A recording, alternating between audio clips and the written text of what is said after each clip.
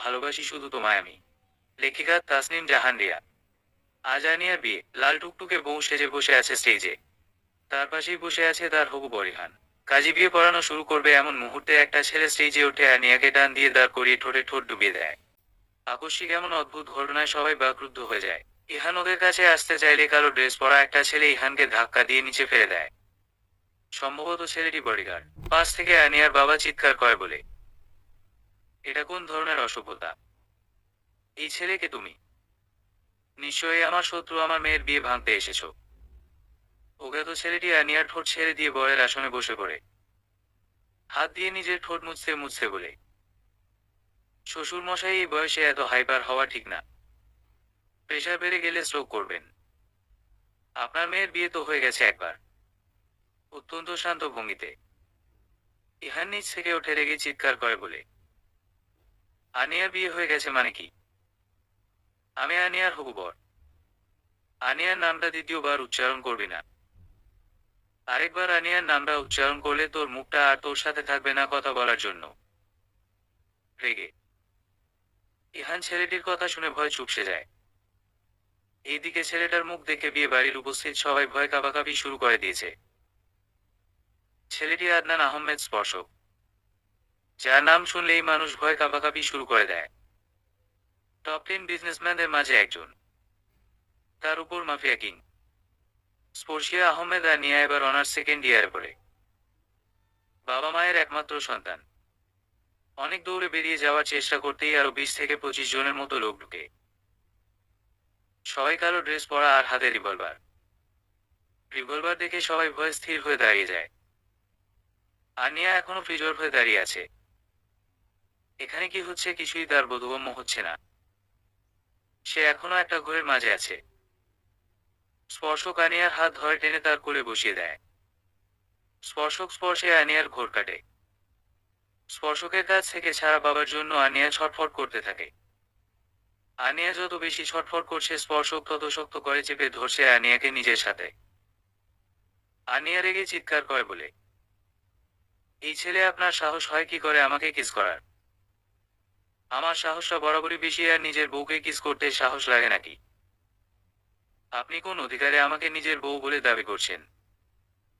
স্বামীর অধিকারে। আপনার সাথে আমার বিয়ে কখন হলো? আমি তো আমাকে চিনি না। শ্বশুর মশাই, আপনি এখনো আপনার মেয়েকে আমার কথা, আমাদের বিয়ের কথা বলেননি। আচ্ছা যাই হোক, আমি তোমাকে বলছি আমাদের বিয়ে হয়েছে আজ থেকে 2 বছর আগে, তাই না শ্বশুর মশাই?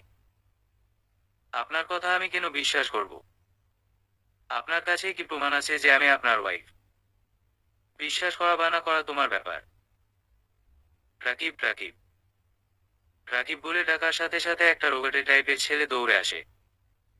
দৌড়ে এসে কিছু কাগজ স্পর্শকের দিকে এগিয়ে দেয়। স্পর্শক কাগজগুলো নিয়ে আনিয়ার দিকে এগিয়ে দেয়। এখানে সাইন করো। আমি কিছুতেই সাইন করব না। বাবা, তুমি কিছু বলছো না কেন? দাঁড়াও মামুনি, আমি এখনই পুলিশকে ফোন করছি। শ্বশুর মশাই, পুলিশকে ফোন করার দরকার নাই, পুলিশ বাইরে দাঁড়িয়ে আছে, যান গিয়ে কথা বলে আসুন। হ্যাঁ হ্যাঁ, আমি এক্ষুনি যাচ্ছি। শ্বশুর মশাই তাড়াতাড়ি যান, পুলিশের কাছ থেকে জামাই আদর খেয়ে আসেন। মানে? শ্বশুর মশাই, আপনি অতটা বোকা নন যে আমার সিম্পল কথাটা বুঝতে পারবেন না। আপনি না বুঝলে আমি বুঝিয়ে দিচ্ছি। আমি আনিয়ার হাজবেন্ড, আমার সাথে আনিয়ার ডিভোর্স হয়নি। আমি জীবিত থাকতে আপনি আনিয়ার অন্য একটা ছেলের সাথে বিয়ে দিচ্ছেন, এটা নিশ্চয়ই ভালো কাজ না। আনিয়ার বাবা হাত দিয়ে কপালের ঘাম মুছে একবার স্পর্শকের দিকে তাকায়, আরেকবার গার দিকে তাকায়। শ্বশুর মশাই, ঘামছেন কেন? আপনার গরম লাগছে বুঝি? এই তোদের আক্কেল বলতে কিছু নাই। আমার শ্বশুর মশাই গরমে কষ্ট করছেন, আর তোরা আহম্মকের মতো দাঁড়িয়ে আছিস। ওনার সেবা কর, যতই হোক তোদের ম্যামকে এতদিন দেখে রেখেছে। একটা গার্ড চেয়ার নিয়ে এসে আনিয়ার বাবাকে টেনে চেয়ারে বসিয়ে দেয়। স্পর্শক কাজী সাহেবকে উদ্দেশ্য করে বলে, বিয়ে পড়ানো শুরু করুন। কাজী ভয়ে থরথর করে কাঁপছে। আপনি আমার কথা শুনতে পাচ্ছেন? বিয়ে পড়ানো শুরু করুন।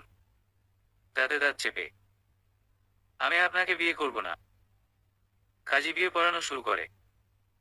আপনি বিয়ে পড়ানো বন্ধ করুন। আপনি আমার কথা বুঝতে পারছেন না। আমি আপনাকে বিয়ে করব না, আমি ইহা। স্পর্শক আনিয়ার ঠোঁটে আঙ্গুল রেখে আনিয়াকে চুপ করিয়ে দেয়। হুসস, তোমার মুখে আমি অন্য কোনো ছেলের নাম শুনতে চাই না। আজকের পর থেকে আমার নাম ছাড়া আর কারো নাম তুমি নিবে না। আর তুই ইহানকে উদ্দেশ্য করে এখানে দাঁড়িয়ে আছিস কেন? যদি বেঁচে থাকতে চাস তাহলে তোর সব লোকজন নিয়ে এখনই কেটে পড়। হুঙ্কার দিয়ে ইহান তার লোকজন নিয়ে 1 মিনিটের মাঝে হাবিস হয়ে যায়।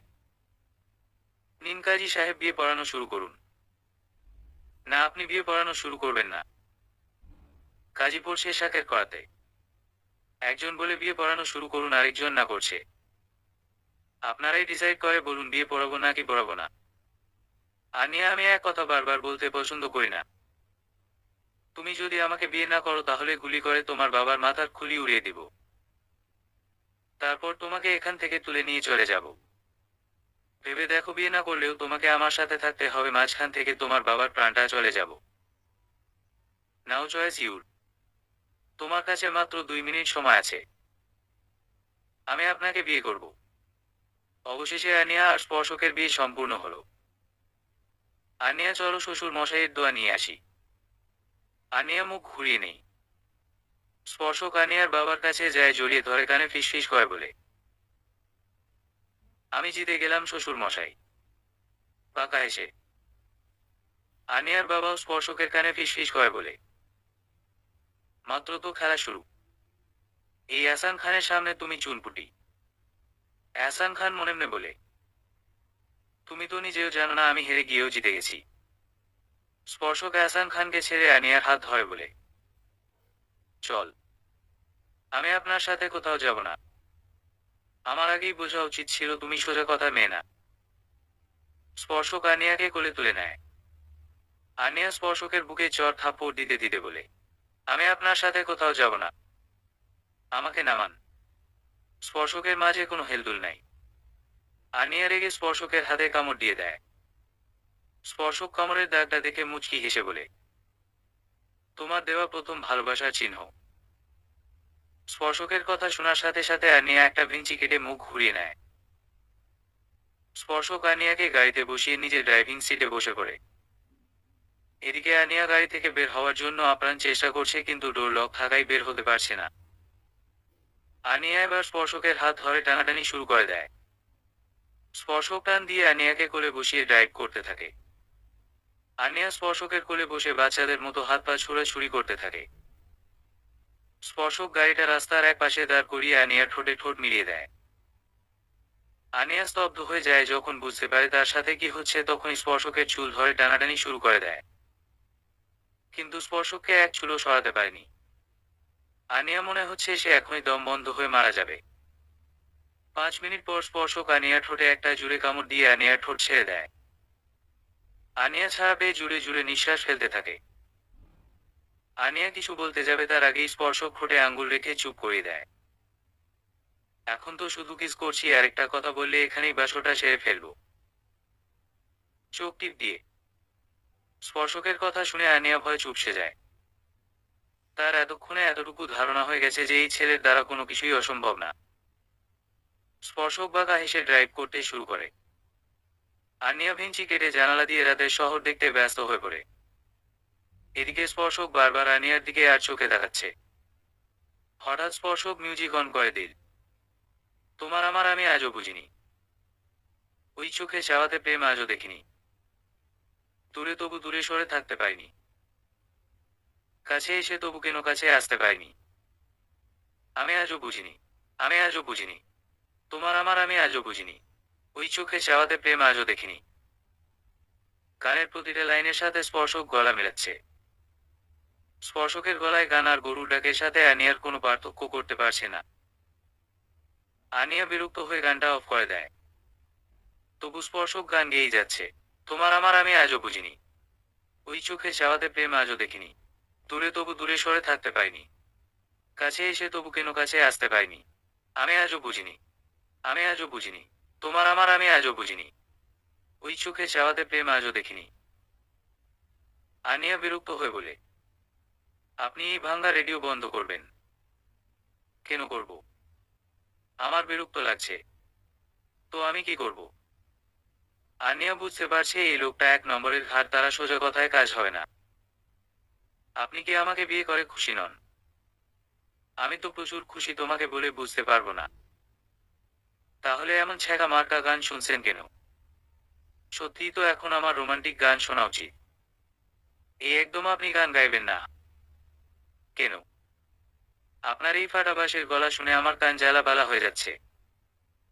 তাহলে তো আরো বেশি বেশি করে গাইবো। একবার গিয়ে দেখুন, গলা কেটে ফেলবো। যেমন বাপ তার তেমন মেয়ে। বিড়বিড় করে। কিছু বললেন? না। আমার জানা মতে আপনার সাথে আমার 2 বছর আগে কোনো বিয়ে টিয়ে হয়নি। তাহলে আপনি মিথ্যা কেন বললেন? তোমার আব্বুর নাম এহসান খান, তাহলে তোমার নাম স্পর্শিয়া আহমেদ আনিয়া কেন? তোমার নাম তো স্পর্শিয়া খান আনিয়া হওয়া উচিত ছিল। এতে কি প্রমাণিত হয় আপনার সাথে আমার 2 বছর আগে বিয়ে হয়েছিল? অবশ্যই। আমার নাম আদনান আহমেদ স্পর্শক আর তোমার নাম স্পর্শিয়া আহমেদ আনিয়া। এর থেকে বেশি কিছু আমি বলবো না। বাকিটা খুঁজে বের করার দায়িত্ব তোমার। কথা বলতে বলতেই গাড়িটা থামে একটা বিশাল বড় রাজপ্রাসাদের মতো বাড়ির সামনে।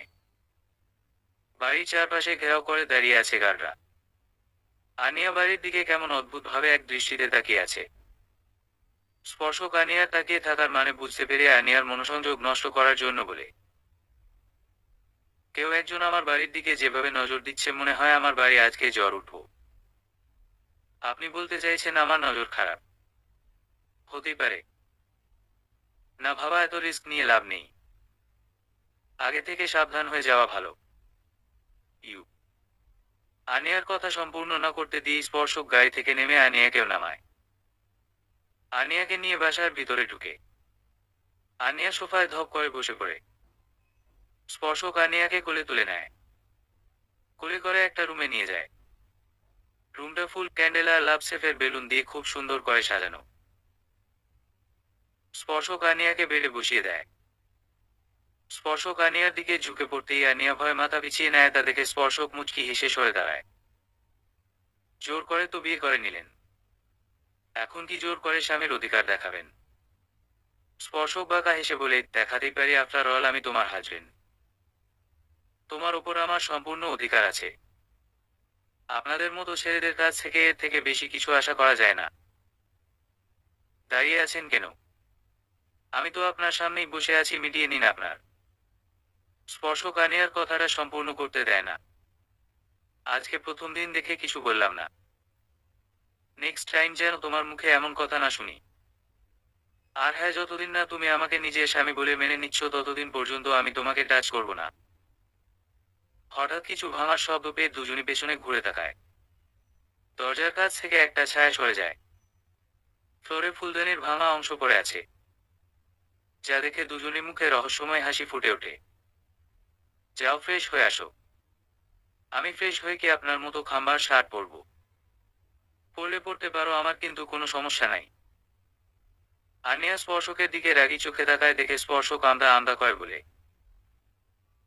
কাবার্ড অনেক সাইরে আছে, পরে নিও। স্পর্শক রুম থেকে বের হয়ে যেতেই আনিয়া কাউকে ফোন দেয়। তোমার কথা মতো কাজ হয়ে গেছে। আর হ্যাঁ, আমি কল না দিলে তুমি কখনো নিজে থেকে আমাকে কল দিবে না। কিছুক্ষণ পরে স্পর্শক আনিয়ার রুমে খাবার নিয়ে এসে দেখে রুমে যাচ্ছে তাই অবস্থা। ফ্লোরে পড়ে আছে ভাঙা ফুলদানি, শোপিস, বেডশিট মাটিতে গড়াগড়ি খাচ্ছে। রুমে সাজানো সমস্ত ফুল আর বেলুন ফ্লোরে পড়ে আছে। আনিয়া রুমের এক কোণে ঘুটিসুটি মেরে বসে আছে। এলোমেলো চুল, অগোছালো শাড়ি, এক হাত টুপ টুপ করে রক্ত পড়ছে। আনিয়া 2 হাত দিয়ে চুল মুঠো করে টানছে। স্পর্শক বুঝতে পারে আজকে ড্রাগস না নেওয়ার ফলে আনিয়া এমন বিহেভ করছে। স্পর্শক ড্রয়ার থেকে ঘুমের ইঞ্জেকশন বের করে আনিয়া শরীরে পুশ করে দেয়। কিছুক্ষণের মাঝেই আনিয়া ঢলে পড়ে স্পর্শকের বুকে। স্পর্শক আনিয়াকে কোলে করে বেড়ে শুয়ে দেয়। ফার্স্ট এইড বক্স এনে আনিয়ার হাতে ব্যান্ডেজ করে দেয়। স্পর্শকের চোখ থেকে ফোঁটা ফোঁটা অশ্রু গড়িয়ে পড়ছে। স্পর্শক আনিয়ার শরীর থেকে সমস্ত গয়না খুলে বেড সাইড টেবিলে রেখে দেয়। আনিয়ার হাতের ব্যান্ডেজের ওপর স্পর্শক ভালোবাসার পরশ এঁকে দেয়। তোমার কি কোনোদিনও আমার কথা মনে পড়বে না? তুমি আমাকে চিনতে পারছো না, এই মরণ যন্ত্রণা যে আমি আর সহ্য করতে পারছি না জান পাখি। তুমি তোমার স্পর্শ কি করে ভুলে গেলে? আনিয়ার গায়ে কম্বল টেনে দিয়ে স্পর্শক রুম থেকে বের হয়ে যায়। ছাদের রেলিং এর সাথে ঠেস দিয়ে দাঁড়িয়ে আছে স্পর্শক। স্পর্শকের দুই হাত থেকে রক্ত পড়ছে। স্পর্শকের দৃষ্টি ওই দূর আকাশের দিকে। কথা দিয়েছিলাম তোমার সব কষ্ট ভাগ করে নিব। এই কষ্ট তো ভাগ করে নিতে পারবো না, কিন্তু অনুভব করতে পারবো। তাই তো নিজেকে দ্বিগুণ কষ্ট দিলাম। যে কাউকেই ভালোবাসা যায়। ভালোবাসা অনেক পবিত্র একটি অনুভূতি। স্বার্থসিদ্ধির জন্য প্রেম করা উচিত নয়। প্রেম হচ্ছে পৃথিবীর মধুরতম সম্পর্ক, যেখানে থাকবে না কোনো চাওয়া পাওয়া, থাকবে না কোনো স্বার্থ, থাকবে শুধুই ভালোবাসা। রাত 2টা বাজে, স্পর্শক এখনো ছাদেই দাঁড়িয়ে আছে। দু চোখের পাতায় ঘুম নেই। অনেক রাতই এভাবে নির্ঘুম কাটিয়েছে স্পর্শক। রাতের পর রাত জেগে প্রিয়তমার ছবি দেখা। ঘন্টার পর ঘন্টা প্রিয়তমার বাসার নিচে দাঁড়িয়ে ছিল একটা বার প্রিয়তমাকে দেখার জন্য। এসব ভেবেই একটা দীর্ঘশ্বাস ছাড়ে স্পর্শক। আলতো হাতে কেউ পিছন থেকে তার কোমর জড়িয়ে ধরে। সে জানে এই হাতের মালিককে। এই স্পর্শ তার বহুদিনের চেনা। এই মেয়েটার নিঃশ্বাসের শব্দই তাকে মেয়েটার উপস্থিতি জানান দিতে পারে। কি ম্যাম, ঘুম ভাঙলো তাহলে? ধুহ, অভিনয় করতে করতে ক্লান্ত আমি। আর মাত্র কয়েকটা দিন অভিনয় করো, তারপরে আমি সব ঠিক করে দিব। আমাদের ওপর যে ছেলেটা নজর রাখছিল, সেই ছেলেটা কোথায়? স্টোর রুমে আটকে রেখে এসেছি। আমি তোমার উপর রেগে আছি স্পর্শক। কেন? আমি আবার কি করলাম? আজকে আমাদের বিয়ে হয়েছে, তার মানে আজকে আমাদের বাসর রাত। বাসর রাতে কেউ নতুন বউকে একা রেখে ছাদে দাঁড়িয়ে থাকে? তো আপনার কি বাসর করতে ইচ্ছে করছে? চোখ টিপ দিয়ে। তুমি দিন দিন অসভ্য হয়ে যাচ্ছ। আল্লাহ, এটা কেমন বিচার? নিজে বললে কিছু না, আর আমি বললেই আমি অসভ্য। আনিয়ার চোখ যায় স্পর্শকের হাতের দিকে। হাত দুটো উপরে তুলে স্পর্শককে জিজ্ঞেস করে, তোমার হাত কি করে কাটলো? তেমন কিছু না। স্পর্শক নিজের হাত দুটো পিছনে লুকিয়ে ফেলে। আনিয়া আবার স্পর্শকের হাত দুটো টেনে সামনে আনে। তখনই নজর যায় নিজের হাতের দিকে। আনিয়া বুঝতে পারে স্পর্শক নিজেই নিজের হাত কাটছে। টপ টপ করে আনিয়ার চোখ থেকে পানি পড়ছে। আনিয়া স্পর্শকের হাত দুটো অজস্র চুমুতে ভরিয়ে দেয়। স্পর্শক আনিয়ার মাথা নিজের বুকে চেপে ধরে। আমার এক হাত কাটা, তুমি তোমার দুই হাত কেন কাটলে? তুমি জানো না তোমার কষ্ট আমি সহ্য করতে পারি না। আমার এক হাত কেন কাটা থাকবে? আমারও আরেকটা হাত কাটতে হবে। আনিয়া ছুটার চেষ্টা করতেই স্পর্শক আনিয়াকে আরো শক্ত করে নিজের বুকে চেপে ধরে। তুমি নিজের হাত কাটার চেষ্টা করলে আমি আমার হাত কেটে ফেলে দিব। আনিয়া নাক টানতে টানতে বলে, থ্রেড দিচ্ছ? থ্রেড ভাবলে থ্রেড? স্পর্শক আনিয়ার চুলে নাক ডুবিয়ে দিয়ে ভাবতে থাকে 5 দিন আগের কথা। আনিয়া স্পর্শকের সাথে দেখা করতে আসে একটা কফি শপে। তাদের সম্পর্কের 1 বছর চলছিল। আনিয়া কফি শপে এসে স্পর্শকের হাত ধরে কান্নাকাটি শুরু করে দেয়। আর তুমি কাঁদছো কেন? আনিয়া কান্নার জন্য কথা বলতে পারছে না। কাঁদতে কাঁদতে হিচকি তুলে ফেলছে। স্পর্শক আনিয়ার কান্না বন্ধ করতে না পেরে আনিয়াকে জড়িয়ে ধরে। আরে বাবা, কান্নার কারণ তো বলবে। বাবা আমার বিয়ে ঠিক করছে। আমি তোমাকে ছাড়া আর কাউকে বিয়ে করব না। আমাকে ছাড়া তোমাকে আর কাউকে বিয়ে করতে হবে না। তুমি তোমার বাবাকে আমার কথা বলো। বাবা মানবে না। বাবা একবার যেটা ঠিক করে সেটাই করে ছাড়ে। আমাকে যদি ওই ফিহানকে বিয়ে করতে হয়, তাহলে আমি সুইসাইড করব। কথাটা শোনার সাথে সাথে স্পর্শক আনিয়াকে থাপ্পড় মেরে হনহন করে কফি শপ থেকে চলে যায়। আনিয়া ওখানে বসেই কাঁদতে থাকে। এই কান্না স্পর্শক মেরেছে বলে না, স্পর্শকের জন্য। আনিয়া জানে স্পর্শক যে হাত দিয়ে তাকে মেরেছে, সেই হাতের অবস্থা খারাপ করে দিবে। এখন তার নিজের ওপর নিজের রাগ হচ্ছে। আনিয়া তো জানতো স্পর্শক তার মুখে মরার কথা সহ্য করতে পারে না। আনিয়া বাসায় চলে আসে। নিজের রুমে এসে ফ্রেশ হয়ে বেড়ে বসে স্পর্শককে কল দিতে থাকে। বারবার রিং হয়ে কেটে যাচ্ছে। 8 বার কল দেওয়ার পরে স্পর্শক রিসিভ করে। মামুনি আসবো। আনিয়া তার বাবাকে দেখে ফোনটা বালিশের নিচে রেখে দেয়। স্পর্শক লাইনে আছে, ইচ্ছে করেই ফোনটা রেখে দেয়নি। সে জানতে চায় এহসান খান আনিয়াকে কি বলে। তবে সে আন্দাজ করতে পারছে এহসান খান কি বলতে এসেছে। হ্যাঁ বাবা, এসো। তোমাকে কিছু বলার ছিল। হ্যাঁ বলো। তুমি তো জানো আর 5 দিন পরে ইহানের সাথে তোমার বিয়ে। আনিয়া মাথা দুলিয়ে সম্মতি জানায় যে সে জানে। বাবা, আমার তোমাকে কিছু বলার ছিল। তুমি তো জানো আমার কথার মাঝে কেউ কথা বলুক সেটা আমার পছন্দ না। আগে আমার কথা শেষ করতে দাও, তারপর তোমার কথা শুনবো। সরি। আমার ধারণা তোমার বিয়েতে গন্ডগোল হবে। বাবা কি করে জানলো গন্ডগোল হবে? মনে নেই। আনিয়া ঘাবড়ে যায়, নিজেকে সামনে নিয়ে বলে, বাবাকে গন্ডগোল করবে? আদনান আহমেদ স্পর্শক। আমিও চাই সে বিয়েতে এসে ঝামেলা করুক। ইহানের সাথে তোমার বিয়ে হতে দিবে না। স্পর্শকের নাম শুনে আনিয়া ভয় কাঁপাকাঁপি শুরু করে দেয়। সে ভাবছে তার বাবা কি করে জানলো স্পর্শক বিয়েতে আসবে। আনিয়া আমদা আমদা করে তার বাবাকে প্রশ্ন করে, উনি এত বড় বিজনেসম্যান হয়ে আমার বিয়েতে কেন ঝামেলা করতে যাবেন? ইহানের সাথে আমার বিয়ে ভেঙে ওনার লাভ কি? তুমি নিজে ইহানের সাথে আমার বিয়ে ঠিক করছো, আবার তুমি নিজেই চাইছো মি আহমেদ যেন আমার বিয়েতে ঝামেলা করে। কেন বাবা? চুপ। তুমি জানো আমার অতিরিক্ত কৌতূহল আর অতিরিক্ত প্রশ্ন কোনোটাই পছন্দ নয়। আমি তোমাকে ঠিক যতটুকু বলবো তুমি ঠিক ততটুকু করবে, এর বাইরে কিছু জানার চেষ্টা করবে না। মি আহমেদ তোমাকে বিয়ে করতে চাইলে তুমি রাজি হবে না।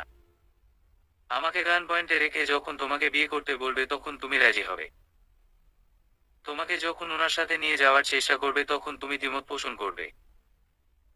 আমি জানি মি আহমেদ জোর করে হলেও তোমাকে ওনার সাথে নিয়ে যাবে।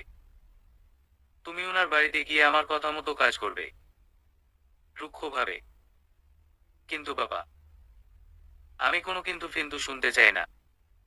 তোমাকে আমার কথা মতো কাজ করতে হবে। এহসান খান আনিয়াকে কিছু বলতে না দিয়ে হনহনিয়ে রুম থেকে চলে যায়। তারপর স্পর্শক আর আনিয়া প্লেন করে বিয়ে করে। বর্তমান স্পর্শক বাসায় না হয় ওই ছেলেটা আমাদের উপর নজর রাখছিল তাই অভিনয় করা প্রয়োজন ছিল।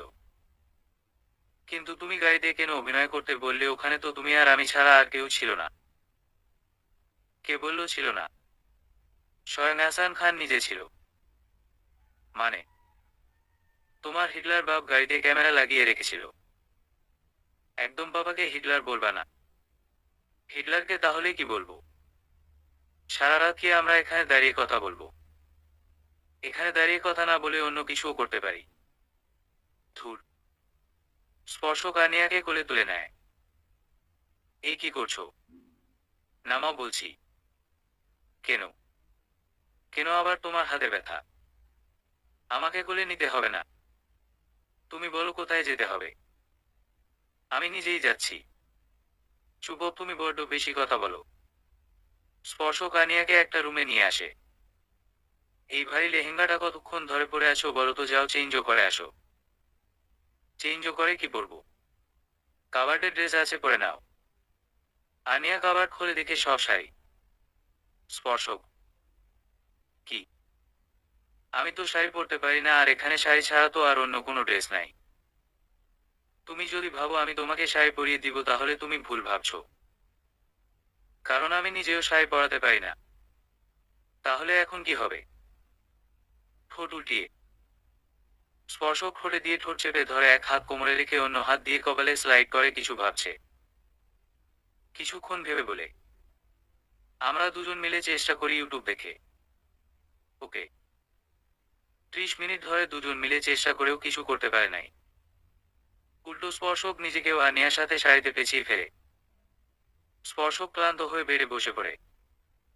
স্পর্শক বসে পড়ায় শাড়িতে টান লাগে, যার ফলে আনিয়াও স্পর্শকের ওপর পড়ে যায়। স্পর্শক তাল সামলাতে না পেরে আনিয়াকে নিয়ে বেড়ে পড়ে যায়। আনিয়া স্পর্শকের ওপর থেকে উঠতে যায় কিন্তু পারে না, তা দেখে স্পর্শক মিটিমিটি হাসছে।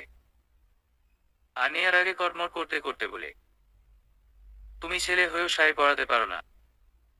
ছেলে হওয়ার পেছনে কি শর্ত জুড়ে দেওয়া হয়েছে নাকি?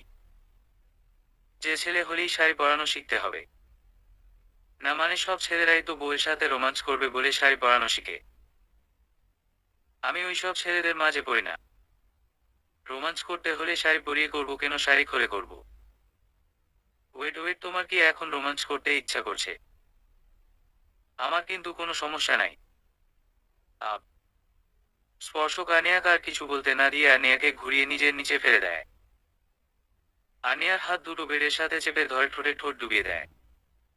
সকাল 10টা। সূর্যের আলো চোখে পড়তেই স্পর্শক আদো আদো করে চোখ খুলে তাকায়। নিজের বুকের ওপর ভারী কিছু অনুভব করায় সম্পূর্ণ চোখ খুলে বুকের দিকে তাকিয়ে দেখে আনিয়া ঘুটিসুটি মেরে তার বুকের ওপর শুয়ে আছে। স্পর্শক মুচকি হেসে আনিয়াকে জড়িয়ে ধরে বেডে আধ শোয়া হয়ে বসে। এক হাত দিয়ে আনিয়ার কপালে পড়ে থাকা ছোট চুলগুলো সরিয়ে দিয়ে একটা গভীর চুমু খায়। ঘুমের মাঝেই আনিয়া কেঁপে উঠে। স্পর্শক আনিয়া ঠোঁটে হাত বুলাতে থাকে। স্পর্শকের ফোন বেজে ওঠে। স্পর্শক তাড়াতাড়ি ফোনটা সাইলেন্ট করে। আনিয়া ফোনের শব্দে একটু নড়েচড়ে আবার স্পর্শকের বুকে মুখ গুজে ঘুমিয়ে পড়ে। স্পর্শক ফোনের স্ক্রিনে তাকায় যেখানে একটা আননোন নাম্বার ঝলঝল করছে। আননোন নাম্বার হলেও স্পর্শক এই নাম্বারটা খুব ভালো করে চিনে। স্পর্শক আনিয়ার মাথাটা আলতো হাতে বুক থেকে নামিয়ে বালিশের ওপর রেখে ফোন নিয়ে বেগুনিতে চলে যায়। ফোনটা রিসিভ করতেই ওপাশ থেকে বাজখাই গলায় এহসান খান বলে, আমার মেয়ে কোথায়? আস্তে চিল্লান, আমার কানের অবস্থা তো খারাপ করে দিচ্ছেন। আর আরো আপনার মেয়ে না আমার বউ। আনিয়ার সাথে তুমি কি করছো? আনিয়া আমার ফোন তুলছে না কেন? শ্বশুর মশাই, এটা কেমন প্রশ্ন? শ্বশুর হয়ে কেউ জামাইকে জিজ্ঞেস করে তার মেয়ের সাথে কি করছে? আনিয়া সারা রাত জেগে ছিল তো, তাই এখন গভীর ঘুমে মগ্ন। এখন আবার এটা জিজ্ঞেস কইলেন না যে কেন আনিয়া সারা রাত জেগেছিল। আমাদের মাঝে জামাই শ্বশুরের সম্পর্ক না থাকুক, আপনি আমার গুরুজন তো। বেয়াদব ছেলে। রাগে কটমট করতে করতে এহসান খান ফোন কেটে দেয়। স্পর্শক বাঁকা হেসে বেলকনি থেকে ঘুমন্ত আনিয়ার দিকে তাকায়। তুমি যদি ওই লোকটাকে বাবা বলে না ডাকতে তাহলে এতদিনে এহসান খানের কোনো চিহ্ন এই পৃথিবীতে থাকতো না। এইদিকে এহসান খান রাগে রাগে কটমট করতে থাকে। যে ছেলেকে স্পর্শক আর আনিয়ার উপর নজর রাখতে বলেছিল সেই ছেলেকে ফোন দেয়, কিন্তু ফোন রিং হচ্ছে, কেউ ধরছে। এহসান খান রেগে ফোন দেয়ালে ছুঁড়ে মারে। আমি তোদের ছাড়বো না। স্পর্শক শাওয়ার নিতে চলে যায়।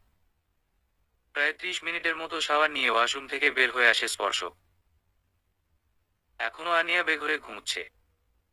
স্পর্শক এক পলক আনিয়ার দিকে তাকিয়ে রুম থেকে বের হয়ে যায়। কিচেনে গিয়ে 2টা ডিম পুচ করে। তারপর ট্রে করে 1 প্লেট ফ্রুটস, 2টা ডিম পুচ, 2 গ্লাস জুস আর স্যান্ডউইচ নিয়ে রুমে আসে। বেড সাইড টেবিলে খাবার ট্রেটা রেখে আনিয়ার মাথার পাশে বসে। আনিয়ার মাথায় আলতো হাতে হাত বুলিয়ে নিচু স্বরে রাখে, আরু আরু আরু। আনিয়া একটু নড়েচড়ে স্পর্শকের কোলে মাথা রেখে 2 হাতে কোমর জড়িয়ে পেটে মুখ গুজে দেয়। আনিয়া কাছ থেকে আকস্মিক এমন ছোঁয়া পেয়ে স্পর্শক ফ্রিজর হয়ে যায়। নিজেকে সামনে নিয়ে আনিয়াকে আবার ডাকে, আরু আরু। হু, দেখো 11টা বেজে গেছে, এখন ঘুম থেকে উঠো। উহু। স্পর্শক আনিয়াকে কোলে করে নিয়ে বাথটবে ছেড়ে দেয়। ঠান্ডা পানির স্পর্শ পেয়ে আনিয়া লাফিয়ে ওঠে। এটা কি করলে? রেগে। ঘুম থেকে তুললাম। এভাবে কেউ ঘুম থেকে তুলে? একটু ভালোবেসে আদর করেও তো ঘুম থেকে তুলতে পারতে। কাঁদো কাঁদো গলায়। আদর করে অনেকক্ষণ ডেকেছি কিন্তু তুমি শুনো নাই, তাই এই টেকনিক। আনিয়া একটা ভেঙচি কাটে। একবারে শাওয়ার নিয়ে বের হবা। ধু। স্পর্শক রুম থেকে আনিয়ার ড্রেস দিয়ে যায়। আনিয়া শাওয়ার নিয়ে বের হলে দুইজন একসাথে ব্রেকফাস্ট করে। ব্রেকফাস্ট শেষ করে আনিয়া বেগুনিতে চলে যায়। আনিয়ার পিছন পিছন স্পর্শকও বেগুনিতে আসে। বেলকনির সবকিছু আনিয়া ছুঁয়ে ছুঁয়ে দেখছে। বেগুনিতে 4 রঙের 4টা গোলাপ ফুল গাছ লাগানো। একটা বেলি ফুল গাছ লাগানো। বেলকনির পাশে একটা দোলনা আছে। দোলনাটা প্লাস্টিকের লতা পাতা ফুল দিয়ে সুন্দর করে ডেকোরেশন করা। অপর পাশে সোফা রাখা। আনিয়া দৌড়ে গিয়ে দোলনায় বসে পড়ে। স্পর্শকও আনিয়ার পাশে বসে পড়ে। স্পর্শক বসতেই আনিয়া দাঁড়িয়ে পড়ে। কি হলো?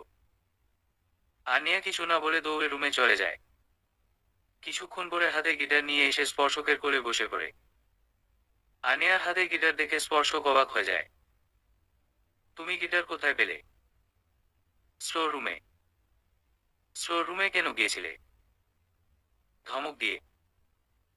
স্পর্শক ধমক দেওয়ায় আনিয়া কাঁদো কাঁদো গলায় বলে, তুমি আমাকে বোকা দিলে থাকবো না আমি তোমার কাছে।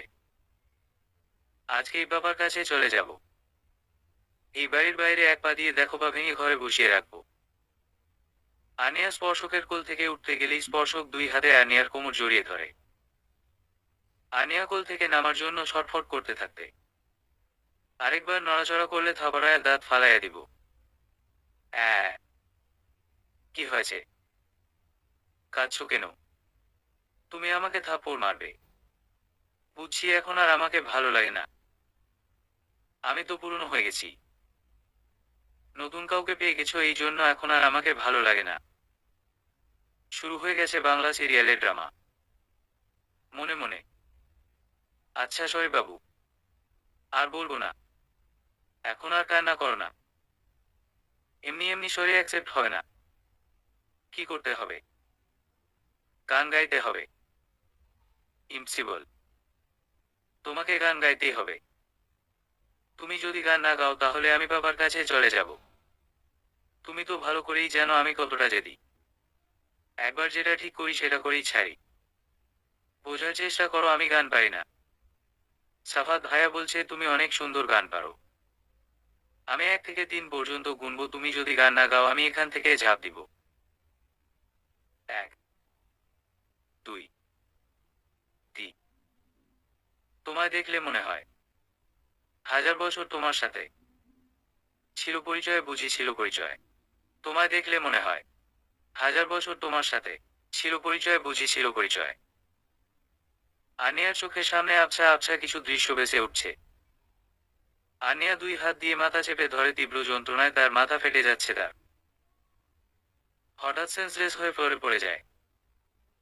কিছু পড়ার শব্দ শুনে স্পর্শক পিছন ফিরে তাকায়। পিছন তাকিয়ে দেখে আনিয়া ফ্লোরে পড়ে আছে। এটা দেখে স্পর্শকের দুনিয়া থমকে যায়। স্পর্শক হাঁটু গেড়ে ফ্লোরে বসে পড়ে। আনিয়ার মাথাটা নিজের কোলে তুলে নেয়। গালে হালকা চাপড় দিতে দিতে বল, আরু আরু চোখ খুলো। আরু আরু। স্পর্শক আনিয়াকে কোলে তুলে বেড়ে এনে শুয়ে দেয়। গ্লাস থেকে পানি নিয়ে চোখে মুখে ছিটিয়ে দেয়।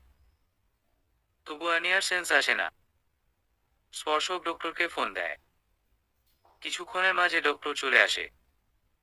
ডক্টর, আমার আরু ঠিক হয়ে যাবে তো? মিস্টার আহমেদ আমাকে দেখতে তো দিবেন?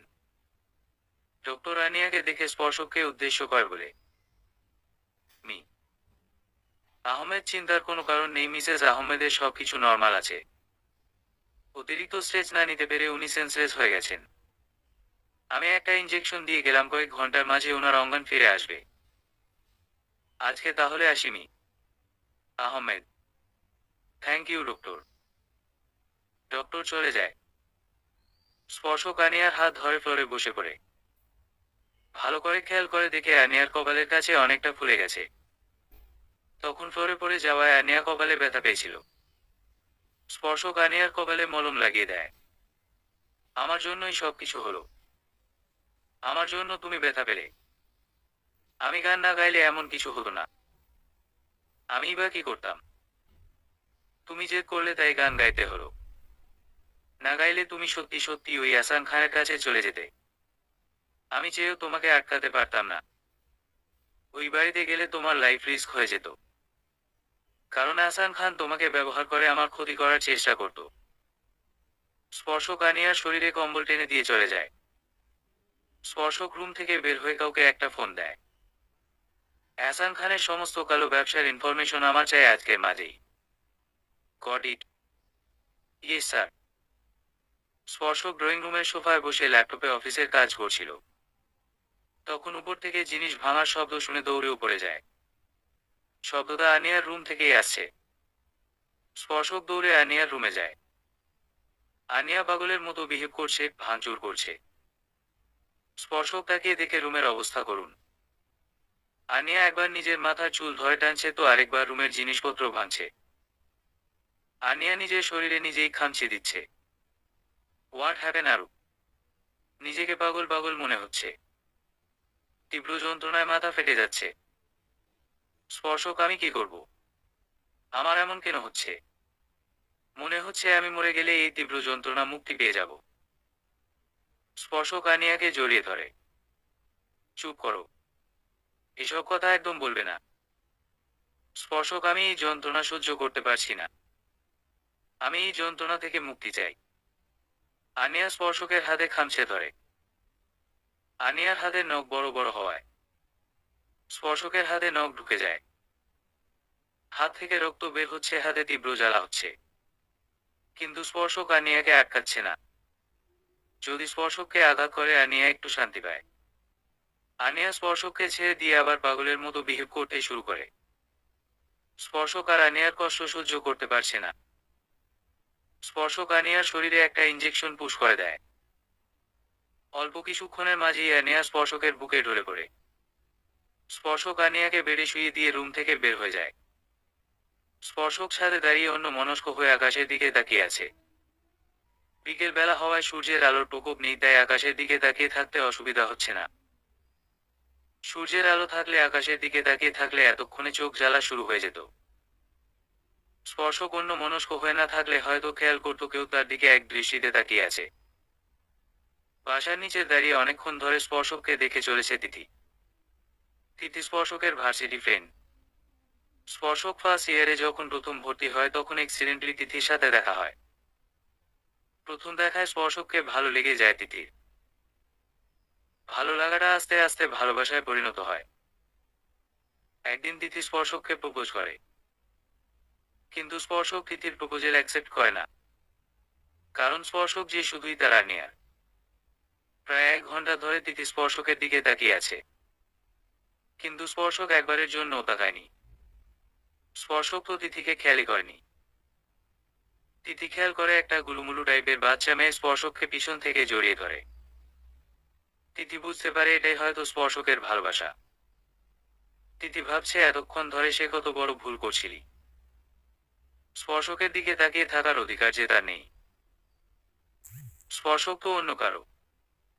মানুষ যা চায় তা সব সময় পায় না। সব ভালোবাসা তো পূর্ণতা পায় না। আর তার ভালোবাসাটা ছিল একতরফা। স্পর্শক তো তাকে বন্ধু ছাড়া অন্য কিছু ভাবেনি। সে তো স্পর্শক আর আনিয়ার মাঝে তৃতীয় ব্যক্তি হয়ে ঢুকতে চেয়েছিল। এসব ভেবেই একটা দীর্ঘশ্বাস ছাড়ে তিথি।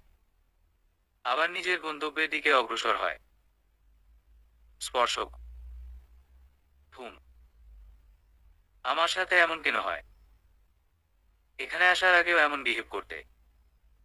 মাঝে মাঝে এমন করতাম, বাবা একটা ইঞ্জেকশন দেওয়ার পরে সব ঠিক হয়ে যেত। আমি এমন বিহেভ কেন করি? তুমি বলেছিলে না কয়েক বছর আগে তোমার একটা অ্যাক্সিডেন্ট হয়েছিল? ওই অ্যাক্সিডেন্টের প্রভাবে এমন হয়। চিন্তা করো না, আস্তে আস্তে সহ ঠিক হয়ে যাবে। হুম। ড্রাগসের কথাটা স্পর্শক আনিয়ার কাছ থেকে লুকিয়ে যায়। স্পর্শক জানে আনিয়াকে যদি বলে তার বাবা তাকে নিয়মিত ড্রাগস দিত, তাহলে সে স্পর্শকের কথা বিশ্বাস করবে না। কারণ আনিয়া নিজের থেকেও বেশি তার বাবাকে বিশ্বাস করে। আচ্ছা, আর তুমি যদি কখনো জানতে পারো আমি তোমার কাছ থেকে কিছু লুকাচ্ছি বা তোমার কাছ থেকে কিছু গোপন করেছি, তাহলে তুমি কি আমাকে ভুল বুঝে দূরে সরে যাবে? উভয়ই জীবনে, আর আমি তোমাকে ছাড়ছি না। তুমি দূরে ঠেলে দিলেও আমি যাব না। তুমি যদি আমার কাছ থেকে গোপন করে থাকো তাহলেও আমি তোমাকে ছেড়ে যাব না। তুমি যদি আমাদের ভালোর জন্য গোপন করে থাকো তাহলে ক্ষমা করে দিব। আর যদি অন্য কোনো কারণে গোপন করে থাকো তাহলে তোমাকে শাস্তি পেতে হবে। তুমি যদি কোনোদিন আমি ব্যতীত অন্য কোনো নারীর সংস্পর্শে আসো তাহলে সেদিনই হবে আমার জীবনের শেষ দিন। স্পর্শক আনিয়ার মাথাটা নিজের বুকের সাথে চেপে ধরে। আমি কেন অন্য কোনো মেয়ের কাছে যাব? আমি তো জানি আমার একটা পাগলি আছে যে আমাকে নিজের থেকেও বেশি ভালোবাসে। আমি জানি আমার এই তুমিটা আমাকে পাগলের মতো ভালোবাসে। আমার যেটা পছন্দ নয় সেটা সে কখনো করবে না। সন্ধ্যা হয়ে গেছে, নিচে চলো। দুজন নিচে নেমে আসে। স্পর্শক ড্রয়িং রুমের সোফায় বসে ল্যাপটপে অফিসের কাজ করছে।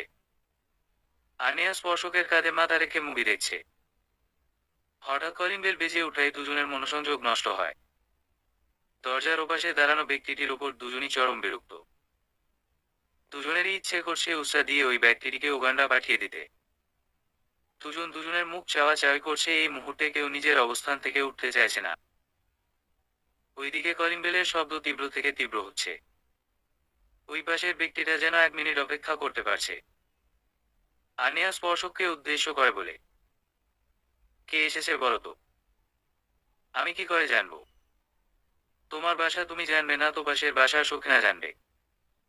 এই সখিনাটা আবার কে? আরে ম্যাম, আমাদের বাসার আশেপাশে কোনো বাসা নেই, তাই কোনো সখিনা ফখিনা থাকার চান্স নাই। এত লেকচার না দিয়ে দরজাটা খুলে দেখো কে এসেছে। আমি পারবো না, তুমি যাও। আমিও পারবো না, স্পর্শক করুণ ভাবে বলে। প্লিজ জানেমান, তুমি যাও না। যদি ওই পাশের ব্যক্তিটা কোনো মেয়ে হয় তাহলে দেখবা আমাকে ফট করে জড়িয়ে ধরবে। তুমি কি চাও আমাকে অন্য কেউ জড়িয়ে ধরুক? একদমই না। স্পর্শকের প্লেন কাজে দিয়েছে। আনিয়া উঠে গিয়ে দরজা খুলে দেয়। আনিয়া দরজা খুলে দেখতে পায় একটা মাত্রাতিরিক্ত ফর্সা মেয়ে দাঁড়িয়ে আছে।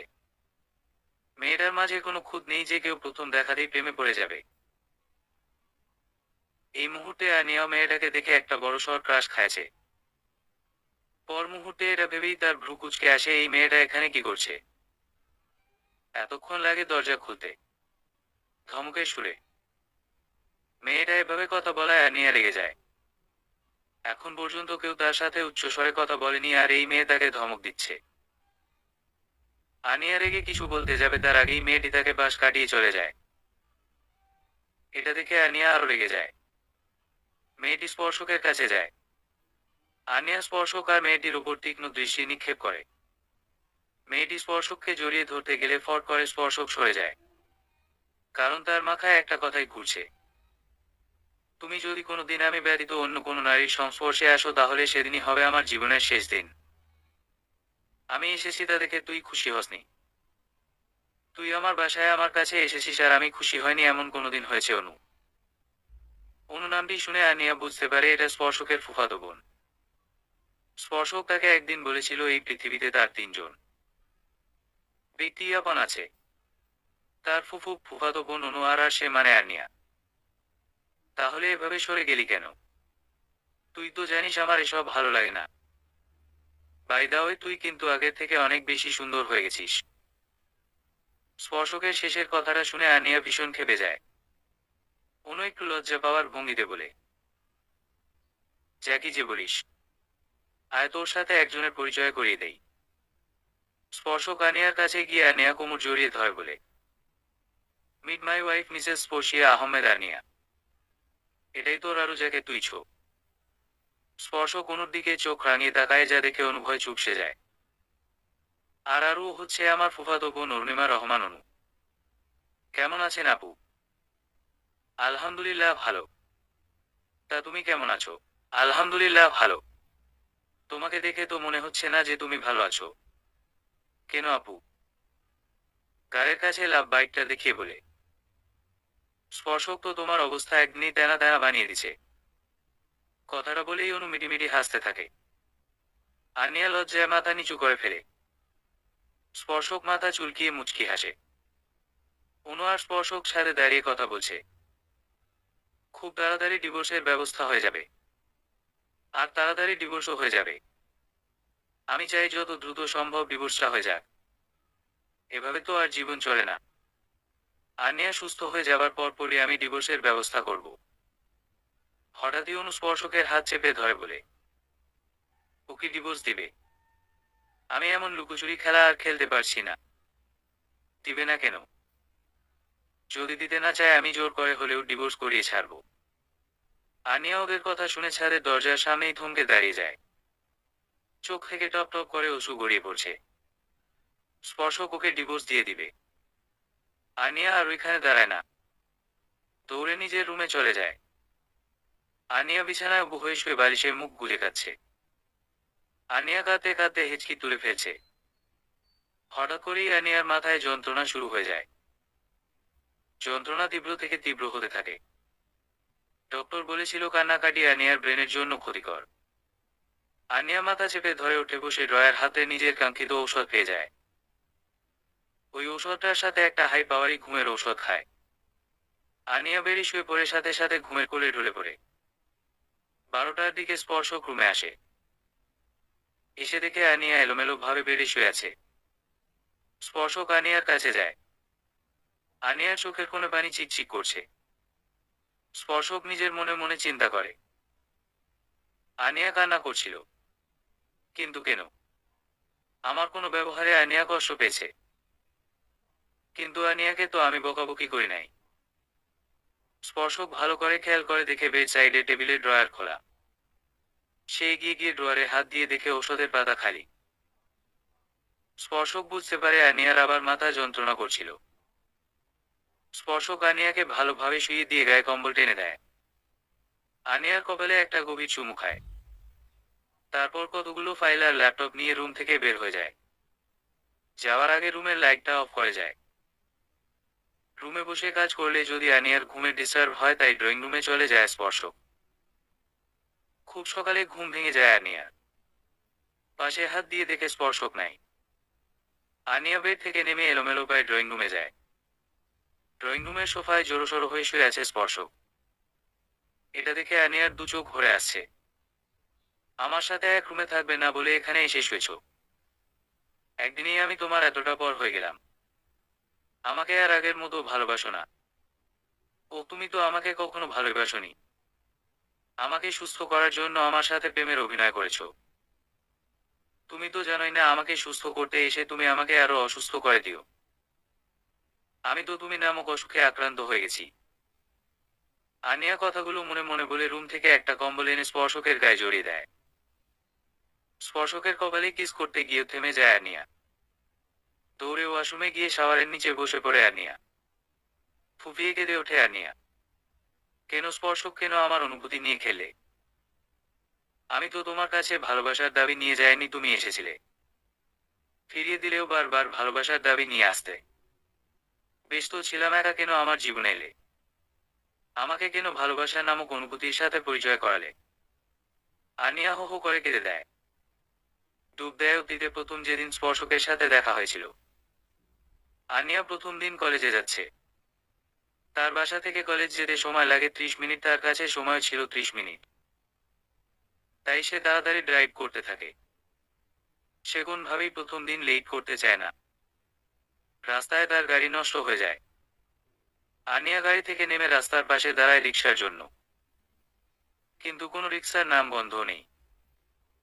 তাই আনিয়া সিদ্ধান্ত নেয় সে হেঁটেই কলেজে যাবে। এখান থেকে কলেজ বেশি দূরে না।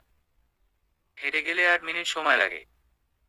আনমনে হাঁটতে হাঁটতে কখন যে সে ফুটপাত থেকে রাস্তায় চলে এসেছে সেদিকে তার কোনো খেয়াল নেই। হঠাৎ করে একটা গাড়ি এসে তাকে পিছন থেকে ধাক্কা দিয়ে ফেলে দেয়। গাড়িটা আস্তে আসায় এত বেশি ব্যথা পায়নি। হাতে পায়ে সামান্য ছিঁড়ে গেছে আর পা মুচকে গেছে। আনিয়া পায়ে হাত দিয়ে রাস্তায় বসে পড়ে। তখনই গাড়ি থেকে নেমে আসে একজন সুদর্শন পুরুষ। উচ্চতা 6 ফুটের উপরে, গায়ের রং উজ্জ্বল শ্যামলা, ডার্ক রেড ঠোঁট, চোখের মণিগুলো কুচকুচে কালো, একটু বেশি কালো, নাকের ডগায় একটা কালো কুচকুচে তিল। তিলটা যেন ছেলেটার সৌন্দর্য বহুগুণ বাড়িয়ে দিয়েছে। আনিয়া ব্যথা ভুলে ছেলেটার দিকে হা করে তাকিয়ে আছে। ছেলেটার ফর্মাল লোক দেখে আনিয়া ক্রাশ খায়। ছেলেটি এসে আনিয়ার সামনে হাঁটু মুড়ে বসে। মিস, আপনি কি ব্যথা পেয়েছেন? ব্যথার কথা শুনতেই আনিয়ার মনে পড়ে সে অ্যাক্সিডেন্ট করছে আর ব্যথা পেয়েছে। ছেলেটাকে দেখে তার সব অনুভূতি কাজ করা বন্ধ করে দিয়েছিল। এবার আনিয়া চিৎকার করে কান্না শুরু করে দেয়। অ্যাঁ। আনিয়া এভাবে কেঁদে দেবে ছেলেটা আশা করেনি। এত বড় মেয়ে যে এভাবে চিৎকার করে কাঁদবে সেটা তার কল্পনারও বাইরে ছিল। আপনি কি খুব বেশি ব্যথা পেয়েছেন? আপনি আমার পা ভেঙে দিয়েছেন। হ্যাঁ, আমি এখন হাঁটবো কি করে? হ্যাঁ। ছেলেটি বুঝতে পারে আনিয়ার পা মচকে গেছে। আনিয়ার পা থেকে জুতা খুলে পা ধরে টান দেয়। আনিয়া ব্যথায় চিৎকার করে, ছেলেটার কাঁধ খামচে ধরে। ছেলেটি খেয়াল করে দেখে আনিয়ার হাতও ছিলে গেছে, তাই সে আনিয়াকে কোলে তুলে নেয়। আনিয়া হতভম্ব হয়ে ছেলেটার দিকে তাকিয়ে আছে। পড়ে যাওয়ার ভয় গলা জড়িয়ে ধরে। আনিয়াকে গাড়িতে বসিয়ে ফার্স্ট এইড বক্স এনে ছিলে যাওয়া জায়গাটা চেবলন দিয়ে পরিষ্কার করে আলতো হাতে ব্যান্ডেজ করে দেয়। আনিয়া শুধু অবাকই হচ্ছে অপরিচিত ছেলেটার কেয়ার দেখে। যেখানে ছেলেটার তাকে ঝাড়ি মারার দরকার সেখানে ছেলেটা তার কেয়ার করছে। আনিয়াকে এভাবে তাকিয়ে থাকতে দেখে ছেলেটি ঠোঁট কামড়ে আলতো হেসে বলে, এভাবে তাকিয়ে থাকলে প্রেমে পড়ার চান্স 100%। আপনি কোন উগান্ডার প্রেসিডেন্ট যে আপনার প্রেমে পড়তে যাব? আমি স্পর্শিয়া আহমেদ। আনিয়া কারো প্রেমে পড়ি না, সবাই আমার প্রেমে পড়ে। আপনি বুঝি উগান্ডার প্রেসিডেন্টের বউ? একদম কথা পেঁচানোর চেষ্টা করবেন না। এটা আমি একদমই পছন্দ করি না। বাই দা রাস্তা, আপনি কে বলুন তো? তুমি আমাকে চিনো না। আপনি কি কোনো সেলিব্রিটি যে আপনাকে চিনতে হবে? আনিয়ার কথা শুনে ছেলেটি মুচকি হেসে আনিয়ার দিকে ঝুঁকে কানে কানে বলে, আমি সব মেয়েদের কল্পনার রাজকুমার আদনান আহমেদ স্পর্শক। স্পর্শকের নাম শুনে আনিয়ার চোখ বড় বড় হয়ে যায়। সে ভাবতেই পারছে না স্পর্শকের মতো একজন লোক তার এত কেয়ার করছে। আনিয়া চোখ বড় বড় করে স্পর্শকের দিকে তাকায়। আপনি সত্যি বলছেন আপনি আদনান আহমেদ স্পর্শক? অবাক হয়ে, এত অবাক হবার কি আছে? আপনি জানেন আপনাকে না দেখে শুধুমাত্র আপনার কথা শুনেই আমি আপনার ওপর ক্রাশিত। মুখ ফসকে আনিয়া কথাটা বলে দুই হাত দিয়ে মুখ চেপে ধরে। আনিয়ার কথা শুনে স্পর্শক মুচকি হাসে। স্পর্শক হাত দিয়ে চুলগুলো নড়াচড়া করতে বলে, দেখলেন তো আমি কোন উগান্ডার প্রেসিডেন্ট? ধুঃ, আপনার ঠিকানা বলেন, আপনাকে বাসায় ড্রপ করে দিয়ে আসি। খান ভিলা। টুকটাক কথা বলতে বলতে স্পর্শকের গাড়ি এসে থামে খান ভিলার সামনে। আনিয়া কিছু না বলে গাড়ি থেকে নেমে যাচ্ছিল। স্পর্শক আনিয়ার হাত ধরে টেনে আবার সিটে বসিয়ে দেয়। আপনার মতো অকৃতজ্ঞ আমি জীবনে দেখি নাই। আপনার কোন দিক দিয়ে আমাকে অকৃতজ্ঞ মনে হচ্ছে? সব দিক দিয়ে। আপনার জন্য আমি এত কিছু করলাম আর আপনি আমাকে সামান্য ধন্যবাদটুকুও জানালেন না। আমি আপনাকে কিছু করতে বলেছিলাম, আপনি নিজের ইচ্ছেও করছেন। তাই মন থেকে আপনার প্রতি কৃতজ্ঞতা আসছে না। ইউনোনা মনের বিরুদ্ধে গিয়ে কোনো কিছু করতে নেই। হুম। ধন্যবাদ না দিলেন অ্যাটলিস্ট নাম্বারটা তো দিয়ে যান। কেন? আপনি আমার গাড়ির সামনে অ্যাক্সিডেন্ট করলেন, ফোন দিয়ে আপনার খোঁজ খবর নেওয়া তো আমার কর্তব্য, তাই না? আনিয়া কিছু না বলে ফোন নাম্বার দিয়ে চলে যায়। আনিয়ার চলে যাওয়ার দিকে তাকিয়ে স্পর্শক মুচকি হেসে নিজের গন্তব্যে পাড়ি জমায়। স্পর্শক আর আনিয়ার মাঝে মাঝে ফোনে টুকটাক কথা হতো। কেটে কিছুদিন। আস্তে আস্তে তাদের সম্পর্কের গভীরতা বাড়তে থাকে। সদ্য প্রেমে পড়া প্রেমিক প্রেমিকাদের মতো সারা রাত জেগে ফোন লাভ, ঘোরাঘুরি করা সব মিলিয়ে তাদের দিন ভালোই কাটতে থাকে। কিন্তু কেউ কাউকে নিজের অনুভূতির কথা বলে না। একদিন স্পর্শক আনিয়াকে প্রপোজ করে। সেদিন আনিয়া ভীষণ অবাক হয়। কারণ সে কল্পনাও করেনি যে স্পর্শকের মতো কেউ তাকে প্রপোজ করতে পারে। প্রথম সে স্পর্শককে ফিরিয়ে দেয়। পরে স্পর্শকের পাগলামির কাছে হার মেনে স্পর্শকের ভালোবাসা গ্রহণ করতে হয়। স্পর্শক আর আনিয়ার ভালোবাসার দিনগুলো ভালোই কাটতে থাকে। এভাবে কেটে যায় কয়েকটা বছর। হঠাৎ করে ইয়াসান খান আনিয়ার বিয়ে ঠিক করে। আনিয়া অতীত থেকে বের হয়ে শাওয়ার নিয়ে ওয়াশরুম থেকে বের হয়। কিন্তু রুমের কোথাও স্পর্শককে দেখতে পায় না। আনিয়া আর কিছু না ভেবে টাওয়ালটা বেকুনিতে মেলে দেয়। রুমে এসে হেয়ার ড্রায়ার দিয়ে চুল শুকিয়ে রুম থেকে বের হয়ে ড্রয়িং রুমে যায়। কিন্তু স্পর্শককে দেখতে পায় না। পা বাড়ায় অনুর রুমের উদ্দেশ্যে। এখন তো দিনের বেশিরভাগ সময় স্পর্শক অনুর রুমে থাকে। আনিয়াকে আর কষ্ট করে অনুর রুমে যেতে হয় না, তার আগেই অনুর সাথে তার দেখা হয়ে যায়। অনু আপু, স্পর্শক কোথায়? কিছুক্ষণ আগেই তো স্পর্শক তাড়াহুড়ো করে কোথাও বেরিয়ে গেল। যাওয়ার আগে শুধু বলে গেছে তোমাকে বলতে স্পর্শকের আসতে দেরি হবে। ওহ। মন খারাপ করে অনু ফোন স্ক্রুল করতে করতে চলে যায়। আনিয়া রুমে চলে আসে। স্পর্শকের এতটা চেঞ্জও আনিয়া কিছুতেই মেনে নিতে পারছে না। স্পর্শক কখনো তাকে না বলে কোথাও যেত না। সকাল গড়িয়ে দুপুর হয়ে যায় কিন্তু স্পর্শক একবারের জন্য তাকে ফোন দেয়নি। আনিয়া ছাতক পাখির মধ্যে অপেক্ষা করছিল স্পর্শকের ফোনের জন্য। কিন্তু স্পর্শক ফোন দেয়নি। অপেক্ষা করতে করতে আনিয়া ঘুমিয়ে পড়ে। আনিয়ার ঘুম ভাঙে বিকেলে। ফোন চেক করে দেখে স্পর্শক ফোন দেয়নি। আনিয়া মাথায় সাদা ওড়না জড়িয়ে মন খারাপ করে ছাদে চলে যায়। ছাদে আনিয়ার হাতে লাগানো একটা বেলি ফুল গাছ আছে। বিয়ের আগে স্পর্শকের সাথে আনিয়া মাঝে মাঝেই এই বাড়িতে আসতো। আনিয়া বেলি ফুল ছুঁয়ে ছুঁয়ে দেখছে আর স্পর্শকের সাথে কাটানো মুহূর্তগুলো ভাবছে। প্রত্যেকটা মুহূর্ত ছিল মধুর। সন্ধ্যার দিকে আনিয়া ছাদ থেকে নিচে নেমে আসে। অনুর রুম ক্রস করে যখন নিজের রুমে যাচ্ছিল তখন অনু আর স্পর্শকের কথা শুনতে পায়। আর খোলা দরজাটা সম্পূর্ণ খুলে ফেলে। দরজা খুলে আনিয়া স্তব্ধ হয়ে যায়। স্পর্শক অনুকে কিস করছে। দরজা খোলার আওয়াজে স্পর্শক আর অনু দুজনই দরজার দিকে তাকায়। আনিয়া চোখে পানি টলমল করছে। স্পর্শক কিছু বলতে যাবে তার আগেই আনিয়া কাঁদতে কাঁদতে দৌড়ে রুম থেকে চলে যায়। স্পর্শক ও আনিয়ার পিছনে যায়। স্পর্শক বাইরে বের হওয়ার আগেই আনিয়া গেট দিয়ে বাড়ির বাইরে চলে যায়। আনিয়া দৌড়াতে দৌড়াতে রাস্তায় চলে আসে, পিছন থেকে একটা ট্রাক এসে আনিয়াকে ধাক্কা মারে। আনিয়া ছিটকে গিয়ে স্পর্শকের পায়ের কাছে পড়ে। স্পর্শকের পৃথিবী থমকে যায়। আনিয়া স্পর্শকের দিকে এক পলক তাকিয়ে চোখ বন্ধ করে নেয়। সাদা ওড়নাটা আনিয়ার রক্তে লাল বর্ণ ধারণ করেছে। আনিয়ার শরীর রক্তে মাখামাখি হয়ে গেছে। স্পর্শক ধপ করে আনিয়ার পাশে বসে পড়ে। স্পর্শক যেন অনুভূতি শূন্য হয়ে গেছে। স্পর্শক রাস্তায় পড়ে থাকা আনিয়ার নিস্তেজ দেহের দিকে তাকিয়ে আছে। আরো কথা বলো। আরো তুমি আমার সাথে কথা বলবে না? আমার ওপর তোমার এত অভিমান যে আমার সাথে কথা বলবে না? স্পর্শক, আমাদের এখন আনিয়াকে নিয়ে হসপিটালে যাওয়া উচিত। আমার আরো কোথাও যাবে না। আরো আমার সাথে থাকবে।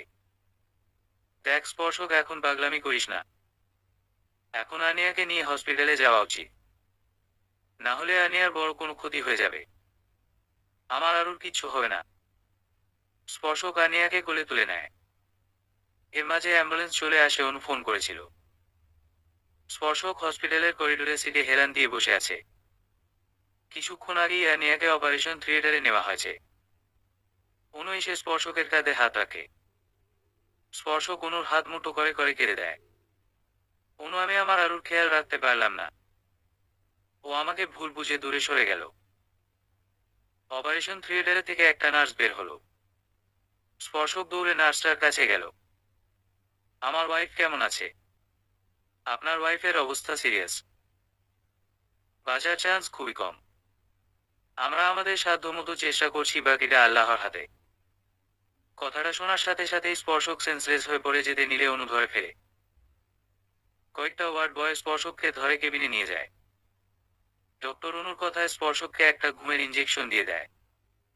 3 ঘন্টা পর স্পর্শকের ঘুম ভাঙে। আশেপাশে চোখ বুলিয়ে বুঝতে পারে সে একটা কেবিনে আছে। আনিয়ার কথা মাথায় আসতেই স্পর্শক তাড়াহুড়ো করে বেড থেকে নেমে রুম থেকে বের হতে যাবে, তার আগেই কারোর সাথে ধাক্কা লাগে। তাকিয়ে দেখে অনু। অনু, আমার আরো কোথায়? এখন কেমন আছে? অপারেশন শেষ হয়ে গেছে। কি হলো? কথা বলছিস না কেন? তুই আমাকে কথা বলার সুযোগ দিয়েছিস, নিজেই তো বক বক করে যাচ্ছিস। আর এতগুলো প্রশ্ন একসাথে করলে কোনটা রেখে কোনোটার উত্তর দিব? অনুর বাচ্চা, এত কথা না বলে আমি যা জিজ্ঞেস করছি তার উত্তর দে। আনিয়া অপারেশন সাকসেসফুল হয়েছে। আনিয়ার আর কোনো বিপদ নেই, এখন মোটামুটি সুস্থ আছে। কেবিনে দেওয়া হয়েছে। কিছুক্ষণের মাঝে অঙ্গান ফিরে আসবে। তুই তো আমাকে ভয় পাইয়ে দিয়েছিলি। এখন কেমন লাগছে তোর? স্পর্শ কোনোর কথাবার্তা না দিয়ে বা বাড়ায় আনিয়ার কেবিনের দিকে। কেবিনের দরজা ঠেলে কেবিনে প্রবেশ করে স্পর্শক। রুমে প্রবেশ করতেই আনিয়াকে দেখে স্পর্শকের বুকটা ধক করে ওঠে। আনিয়ার হাতে পায়ে মাথায় ব্যান্ডেজ করা। স্পর্শক আনিয়ার পাশে ধপ করে বসে পড়ে। আনিয়ার একটা হাত নিজের হাতের মুঠোয় নিয়ে নেয়। আর তুমি কি করে তোমার স্পর্শককে ভুল বুঝতে পারলে? তুমি জানো না তোমার স্পর্শক অন্য কোনো মেয়েকে স্পর্শ তো অনেক দূরের কথা, তার আরো ছাড়া অন্য কাউকে ভালোবাসার কথাও কল্পনা করতে পারে না। আর অরুণকে আমি নিজের বোন ছাড়া অন্য কিছু ভাবি না। স্পর্শকের চোখ থেকে অঝোর ধারায় পানি পড়ছে। স্পর্শক চোখ বন্ধ করে আনিয়ার হাতে কয়েকটা ভালোবাসার পরশ এঁকে দেয়। গালে কারো হাতে স্পর্শ পেয়ে স্পর্শক চোখ খুলে। আনিয়া তার দিকে ডেব ডেব করে তাকিয়ে আছে। স্পর্শক আনিয়ার দিকে তাকাতেই আনিয়া ফিক করে হেসে দেয়। স্পর্শক আনিয়ার হাসি দেখে ভ্রু কুঁচকে তাকায়। ইশারায় জিজ্ঞেস করে, কি কাঁদলে তোমাকে বাচ্চাদের মতো লাগে? কথাটা বলে আনিয়া আবার হেসে দেয়। স্পর্শক বুঝতে পারছে আনিয়ার হাসতে ভীষণ কষ্ট হচ্ছে, তবু তাকে হাসানোর জন্য হাসছে। স্পর্শক আনিয়ার হাতটাকে আরো শক্ত করে মুঠোয় নিয়ে নেয়। আর তুমি আমাকে ক্ষমা করে দিও, আজকে আমার জন্য তোমার এই অবস্থা। ছি ছি স্পর্শক, তুমি আমার কাছে ক্ষমা চাইছো কেন? ভুল তো আমি করেছি, ক্ষমা তো আমার চাওয়া উচিত। তুমি আমাকে ক্ষমা করে দাও। আমি তোমাকে আর অনু আপুকে জড়িয়ে কি সব ভাবছিলাম। আমার বোঝা উচিত ছিল আমার স্পর্শক আমাকে ছাড়া আর কাউকে ভালোবাসতে পারে না। এই সব কথা বাদ দাও। এখন বলো তুমি কি খাবে? তোমাকে মানে চকলেট, আইসক্রিম আর ফুচকা খাবো। স্পর্শক আনিয়া মুখে এসব খাবারের নাম শুনে চোখ বড় বড় করে তাকায়। সে তো জানতো ইয়ারও এসব পছন্দ করে না, যে করতো সে তো হারিয়ে গেছে। আর কোনোদিন ফিরে পাবে নাকি তা জানে না স্পর্শক। আমার মামুনিটা কেমন আছে? থমথমে পুরুষালী কণ্ঠ শুনে দুজনেই বাঁকা চোখে দরজার দিকে তাকায়। এহসান খানকে দেখেই আনিয়ার চোখে ধপ করে আগুন জ্বলে ওঠে। এহসান খান ভিতরে আসতে চাইলে বাধা দেয় আনিয়া। তুমি এক পাও কেবিনের ভিতরে রাখবে না। কেন মামুনি? বলতে বলতে কয়েক পা এগিয়ে আসে এহসান খান। আনিয়া স্পর্শককে উদ্দেশ্য করে বলে, স্পর্শক এই লোকটাকে চলে যেতে বলো, আমি এই লোকটাকে সহ্য করতে পারছি না। স্পর্শক এই লোকটাকে চলে যেতে বলো। স্পর্শক এহসান খানকে চলে যেতে কি বলবে? তার তো মুখ দিয়ে কথাই বের হচ্ছে না। স্পর্শক তো এখনো অবাকের রেশি কাটিয়ে উঠতে পারছে না। যে মেয়ে তার বাবা অন্তঃপ্রাণ, সেই নাকি তার বাবাকে সহ্য করতে পারছে না। স্পর্শক নিজেকে সামনে নিয়ে এহসান খানকে উদ্দেশ্য করে বলে, মি খান, আপনি এখান থেকে চলে যান। না, আমি আমার মেয়ের সাথে কথা না বলে যাব না। আমি জানি আমার আরু সোনা আমার উপর অভিমান করেছে, তাই আমার সাথে কথা বলতে চাইছে না। আরু মামুনি বাবার সাথে এত অভিমান করলে চলে? তুমি যে আমার সাথে এমন ব্যবহার করছো তাতে আমি ভীষণ কষ্ট পেয়েছি। স্পর্শক এই লোকটাকে এসব ন্যাকামো বন্ধ করতে বলো আর এখান থেকে চলে যেতে বলো। আপনি কি এখান থেকে যাবেন নাকি আমাকে অন্য কোনো ব্যবস্থা নিতে হবে? কঠিন সুরে। আরু মামুনি, এই শয়তানটা কি তোমাকে কোনো কিছু নিয়ে ভয় দেখিয়ে এসব বলতে বাধ্য করেছে? ভয়ের কিছু নেই, আমাকে বলতে পারো। স্পর্শক তোমার বা আমার কোনো ক্ষতি করতে পারবে না। স্পর্শক, তুমি এই লোকটাকে এক্ষুনি এই কেবিন থেকে বেরিয়ে যেতে বলো, না হলে কিন্তু আমি এখান থেকে চলে যাব। আনিয়া বেড থেকে উঠতে গেলেই স্পর্শক ঘরে শুয়ে দেয় আনিয়াকে। স্পর্শক কয়েকটা গার্ড ডেকে এহসান খানকে গার্ড ধাক্কা দিয়ে কেবিন থেকে বের করে দেয়। এহসান খান রেগে হাতে থাকা বুকেটা ছুঁড়ে ফেলে দেয়। তারপর হনহনিয়ে হসপিটাল থেকে বের হয়ে যায়। স্পর্শক এখনো হা করে আনিয়ার মুখের দিকে তাকিয়ে আছে। মুখ অফ করো, না হলে মশায় ঢুকে যাবে। আনিয়ার কথায় স্পর্শক হতমত খেয়ে যায়। তাড়াতাড়ি নিজের মুখ বন্ধ করে ফেলে। আর তুমি তোমার বাবার সাথে এমন বিহেভ করলে কেন? উনি বাবা না, বাবা নামের কলঙ্ক। উনি কারো বাবা হওয়ার যোগ্যতা রাখেন না। এসব কি বলছো তুমি? স্পর্শক, আমার সবকিছু মনে পড়ে গেছে। সত্যি? হুম। স্পর্শক আনিয়াকে শোয়া অবস্থায় জড়িয়ে ধরে। হঠাৎ আনিয়া ফুফিয়ে কেঁদে দেয়। আনিয়ার কান্নার শব্দ শুনে স্পর্শক ব্যস্ত হয়ে যায়। আরো কি হয়েছে তোমার? কাঁদছো কেন? কোথায় কষ্ট হচ্ছে আমায় বলো। স্পর্শক, বাবা কি করে পারলো আমার মাম্মা, বাবাই স্পর্শকের বাবা, আর মামুনিকে স্পর্শকের মা খুন করতে? এখনো তাদের চিৎকার আমার কানে ভেসে আসে। এখনো মনে হচ্ছে তারা বলছে, আরুমা পালিয়ে যা, না হলে এই লোকটা তোকে মেরে ফেলবে। আরুমা, তুই স্পর্শকের কাছে চলে যা।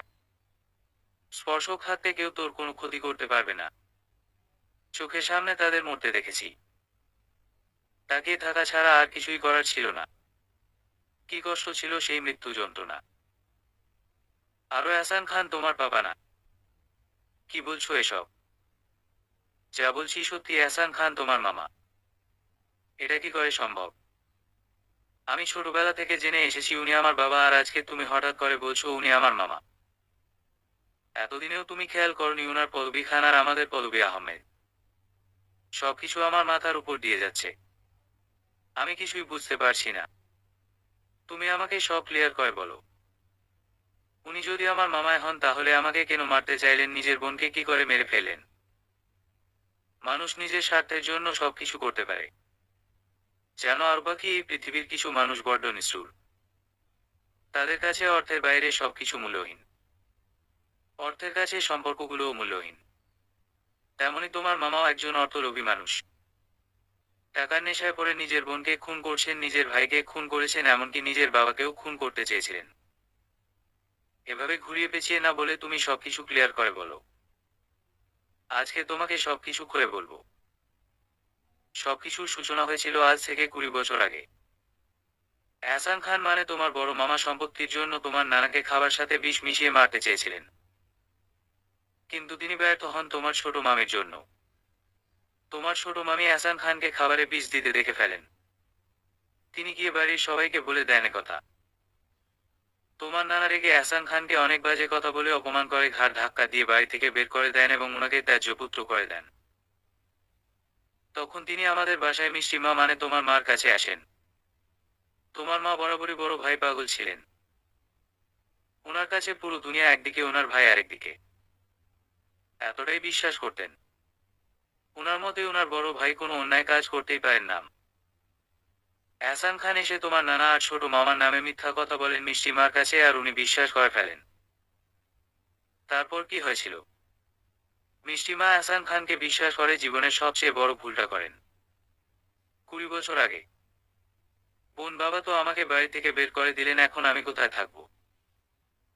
তোমার চিন্তার কোনো কারণ নেই, আজ থেকে তুমি এই আহমেদ বিলাতে আমার কাছে থাকবে। এ হয় না বোন, নিজের ছোট বোনের শ্বশুরবাড়িতে বড় ভাই হয়ে কি করে থাকবো? মিসেস রেশমি আহমেদ, স্পর্শকের মা, এগিয়ে এসে বলেন। কেন হয় না এহসান ভাই? আপনি আমাদের নিজের লোক ভাবতে পারছেন না? ছি ছি বোন, এসব কি বলছো? তোমরাই তো আমার নিজের লোক। এহসান খান একটু নাটক করে বললেন। বলা আনিয়ার মা, এহসান ভাই আজ থেকে এখানেই থাকবেন, তুই রহিমাকে স্পর্শকদের বাসার কাজের লোক গেস্ট রুম পরিষ্কার করতে বল। 6 বছরের ছোট স্পর্শক দৌড়ে এহসান খানের কোলে ওঠে। স্পর্শক ছোটবেলা থেকেই তার মোমো আর মিষ্টি মা ছাড়া অন্য কোনো মেয়ের দ্বারে কাছেও যেত না। সে বরাবরই ছেলেদের সাথে মিশতে পছন্দ করত। স্পর্শকের মা তার বাবা মার একমাত্র সন্তান হওয়ায় স্পর্শকের কোনো মামা ছিল না। তাই এহসান খানের সাথে বেশ ভাব ছিল। বিকেলে দুই ভাই নিলয় আহমেদ স্পর্শকের বাবা আর নীলু আহমেদ আনিয়ার বাবা অফিস থেকে ফিরলেন। দুই ভাই সেই ড্রয়িং রুমের সোফায় গায়ে এলিয়ে দিলেন। পলা আহমেদকে সিঁড়ি দিয়ে একা নামতে দেখে রেগে যান নীলু আহমেদ। পলা আহমেদ 8 মাসের অন্তঃসত্ত্বা। ছোট স্পর্শক তো এখন থেকেই ঠিক করে রেখেছে বড় হয়ে সে আনিয়াকে বিয়ে করবে।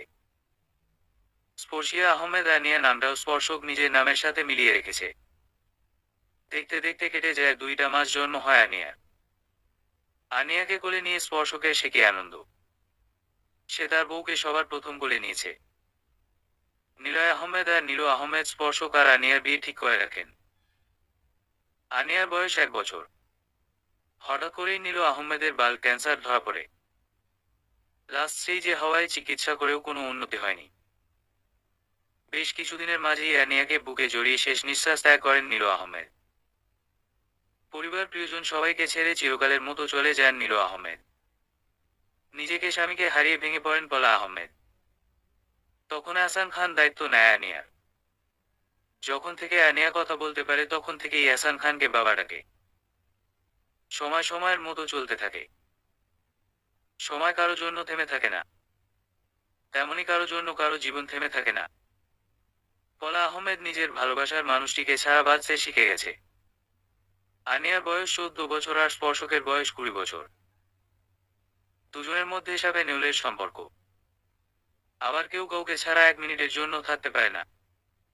দুজন দুজনকে ভালোবাসে ঠিকই, কিন্তু কেউ কারো কাছে প্রকাশ করে না। স্পর্শক লন্ডনের নামকরা ভার্সিটিতে চান্স পায়। কিন্তু সে যাবে না। সে তার আনিয়াকে ছাড়া থাকতে পারবে না। সবাই মিলে তাকে অনেক বুঝায়, সে রাজি হয়, তবে তার একটা শর্ত আছে। আনিয়ার সাথে যদি তার বিয়ে দেয় তবেই লন্ডন যাবে, আর না হলে না। আর কোনো উপায় না পেয়ে সবাই রাজি হয়ে যায়। ঘরোয়াভাবেই স্পর্শকের সাথে আনিয়ার বিয়ে ব্যবস্থা করেন নিলয় আহমেদ। দুজনই প্রাপ্তবয়স্ক হলে ধুমধাম করে বিয়ে দেওয়া হবে। এক সপ্তাহ পরে স্পর্শক লন্ডন চলে যাবে 3 বছরের জন্য। তাই আজকে স্পর্শক আর আনিয়ার বিয়ে। স্বাভাবিকভাবে তাদের বিয়ে হয়। স্পর্শকের ইচ্ছেতে আনিয়া আজকে লাল টুকটুকে বউ সেজেছে। আজকে আনিয়ার থেকে চোখ ফেরানো দায় হয়ে গেছে। গোল্ডেন কালার শেরওয়ানি তো প্রিন্সের থেকে কোনো অংশে কম লাগছে না স্পর্শককে। বাসর ঘরে বসে আছে আনিয়া, তার থেকে 5 ইঞ্চি দূরে বসে আছে স্পর্শক। এক ধ্যানে তাকিয়ে আছে আনিয়ার দিকে। আনিয়া পরনে নীল শাড়ি, যেটা স্পর্শক নিজের হাতে পরিয়ে দিয়েছে আনিয়াকে। কেটে যায় একটা সপ্তাহ। আজকে স্পর্শক 3 বছরের জন্য চলে যাবে লন্ডনে। স্পর্শকে যাওয়ার সময় হলেই স্পর্শককে জড়িয়ে ধরে আনিয়ার সে কি কান্না। কিছুতেই স্পর্শককে ছাড়তে চাইছে না। এহসান খান অনেক কষ্টে আনিয়াকে আটকে রাখে। 3 বছর পর আজকে আহমেদ বেলায় খুশির সীমা নেই। কারণ 3 বছর পর বাড়ির ছেলে বাড়ি ফিরে আসছে। নতুন রূপে সেজেছে আহমেদ বেলা। 3 দিন পর খুব ধুমধাম করে স্পর্শক আর আনিয়া বিয়ে দিবে নিলয় আহমেদ। আনিয়া আজকে খুব সুন্দর করে সেজেছে। লালবারের সাদা শাড়ি পরেছে। স্পর্শক ইচ্ছে ছিল সে তার পিচ্চি বউকে লালবারের সাদা শাড়ি নিজের হাতে পরিয়ে দিবে। নিজ হাতে পায়ে আলতা দিয়ে, চোখ ঘন কালো কাজল, ঠোঁটে লাল লিপস্টিক, খোলা চুলে সাদা গোলাপ ফুল গুজে দিবে। আনিয়া স্পর্শকের মনের মতো করে সেজেছে। স্পর্শক তাকে এয়ারপোর্টে এমন সাজে দেখে চমকে যায়। কিন্তু আফসোস, স্পর্শক নিজের হাতে আনিয়াকে সাজাতে পারেনি। আনিয়া ড্রয়িং রুমে আসে। আনিয়াকে দেখে তার মা জিজ্ঞেস করে, কিরে তুই এভাবে সেজেছিস কেন? আর গ্রামের মেয়েদের মতো শাড়ি পরেছিস কেন? আনিয়া কি বলবে ভেবে পাচ্ছে না। সে তো আর তার মাকে বলতে পারবে না স্পর্শকের মনের মতো করে নিজেকে সাজিয়ে তুলেছে। আনিয়া আমদা আমদা করে কিছু বলতে যাবে, তখনই স্পর্শকের মা মুচকি হেসে আনিয়ার মায়ের কাঁধে হাত রেখে বলে, পলা দেখছিস আমাদের মেয়েটা কত বড় হয়ে গেছে। নিজের স্বামীর মনের মতো করে নিজেকে সাজিয়ে তুলেছে। স্পর্শকের মায়ের কথা শুনে আনিয়া লজ্জায় মাথা নামিয়ে ফেলে। আনিয়া আমদা আমদা করে বলে, আমি গাড়িতে বসছি, তোমরা এসো। এয়ারপোর্ট যাওয়ার সময় হয়ে গেছে। কথাটা বলে আনিয়া দৌড়ে চলে যায়। এয়ারপোর্ট। স্পর্শক দাঁড়িয়ে আছে আনিয়ার সামনে। 3 বছর পর দুজন দুজনকে দেখছে। এই 3 বছর স্পর্শক ইচ্ছে করেই আনিয়ার সাথে কথা বলেনি। বলেনি বললে ভুল হবে, বলেছে মাসে 1 থেকে 2 বার, তাও 2 থেকে 3 মিনিট। স্পর্শক চায়নি আনিয়া আবেগে ভেসে গিয়ে নিজের পড়াশোনার ক্ষতি করুক। 3 বছর আগের আনিয়া হলে এতক্ষণে স্পর্শকের বুকে ঝাঁপিয়ে পড়ত। কেঁদে কেঁদে স্পর্শকের বুক ভাসিয়ে দিত। হাজার অভিযোগ তুলে ধরত স্পর্শকের সামনে। অভিমানে গাল ফুলিয়ে রাখত। 3 বছর পরের আনিয়া যে ম্যাচিওর হয়ে গেছে। স্পর্শক ভাবছে তার পিচ্চি বউটা বড় হয়ে গেছে। আনিয়া স্পর্শকের সাথে কথা বলেনি, স্পর্শকও আনিয়ার সাথে কথা বলেনি। সবার সামনে কথা বলতে দুজনেরই অস্বস্তি হচ্ছে। সবাই ডিনার করছে আর আনিয়া রুমে বসে আছে। আনিয়া রাতে 1 গ্লাস দুধ ছাড়া আর কিছু খায় না। স্পর্শককে সবাই রীতিমতো জামাই আদর করছে। বেচারা স্পর্শক ফেঁসে গেছে, কাউকে কিছু বলতে পারছে না। এতদিন পর পর বাড়ির ছেলে বাড়ি ফিরেছে, এতটুকু করা স্বাভাবিক। 1 ঘন্টা পরে সবার কাছ থেকে ছাড়া পেল স্পর্শক। ড্রয়িং রুমে থেকে পা বাড়ালো নিজের রুমের উদ্দেশ্যে। রুমের সামনে গিয়ে দরজা ধাক্কা দিতেই খুলে যায়। দরজার ভিতর থেকে লক ছিল না, শুধু চাপানো ছিল। রুম দেখে স্পর্শক অবাক হয়ে যায়। কারণ সে রুমটা যেমন রেখে গিয়েছিল ঠিক তেমনই আছে। সামান্যতম পরিবর্তনও রুমটির হয়নি। স্পর্শক রুমের চারপাশে চোখ বুলায়, কিন্তু আনিয়াকে কোথাও দেখতে পায় না। হঠাৎ তার মনে হলো আনিয়ার তো ঘুমানোর আগে ছাদে যাওয়ার অভ্যাস আছে। স্পর্শক কাউকে একটা ফোন করে মুচকি হেসে ছাদের দিকে চলে যায়। ছাদের দরজার কাছে স্পর্শক দাঁড়িয়ে যায়। স্পর্শক ভেবে পাচ্ছে না এই ঘুটঘুটে অন্ধকারের মাঝে আনিয়া ছাদে কি করছে।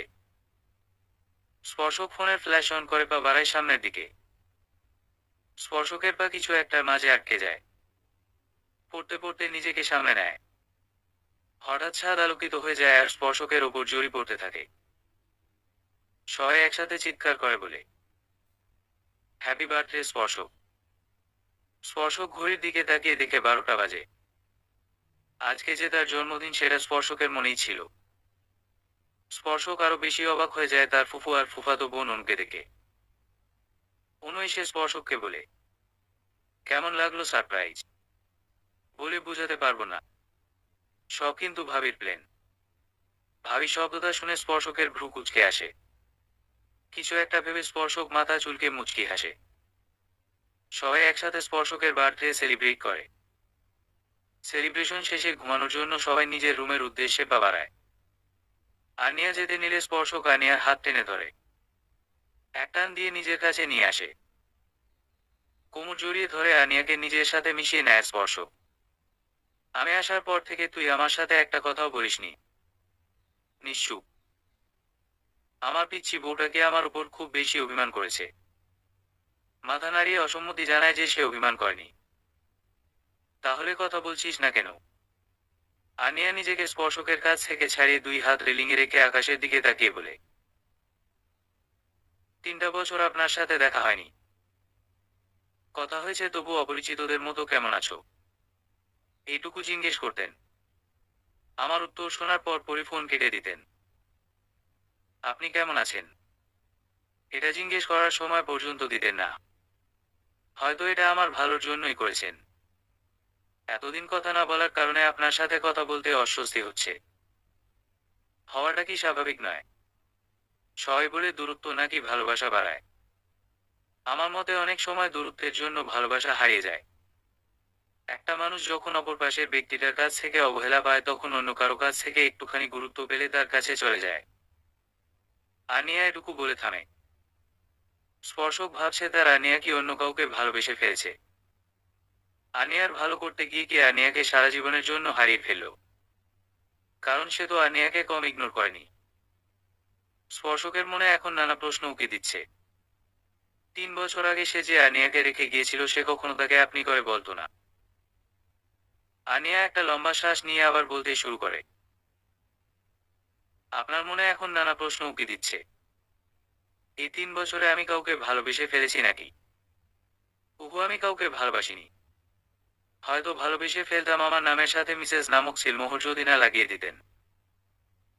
এই 3টা বছর প্রত্যেক মুহূর্তে সবাই আমাকে মনে করিয়ে দিয়েছে আমি কারো আমানত। আপনি হয়তো ভাবছেন আমি আপনাকে হুট করে আপনি কেন ডাকছি। আপনাকে কি বলে সম্বোধন করব ভেবে পাচ্ছিলাম। হুট করেই মনে হলো আপনি সম্বোধনটাই বেস্ট। স্পর্শক আনিয়াকে নিজের দিকে ঘুরিয়ে আনিয়া চুলের ভাঁজে আলতো করে হাত ঢুকিয়ে দেয়। আনিয়া ঠোঁটে নিজের ঠোঁট ছুঁয়ে দেয়। তোমার মুখে আপনি শুনতে ভালো লাগে না। তুমি যখন আমাকে তুমি বলে ডাকো তখন সেই ডাকটা আমার বুকে গিয়ে লাগে। এতদিন তোমাকে যত অবহেলা করেছি সব ভালোবাসা দিয়ে পুষিয়ে দিব। তোমাকে আমি এত ভালোবাসবো যে কোনো অভিযোগ করার সুযোগই দিব না। আনিয়া স্পর্শককে জড়িয়ে ধরে। স্পর্শকও 2 হাত দিয়ে আগলে নেয় তার পেশিকে। চলে যায় 1টা বছর। আনিয়া আর স্পর্শক সুখে শান্তিতে সংসার করছে। আনিয়া 9 মাসের অন্তঃসত্ত্বা। স্পর্শক অফিসে যাওয়ার জন্য রেডি হচ্ছে আর আনিয়া স্পর্শককে সবকিছু এগিয়ে দিচ্ছে।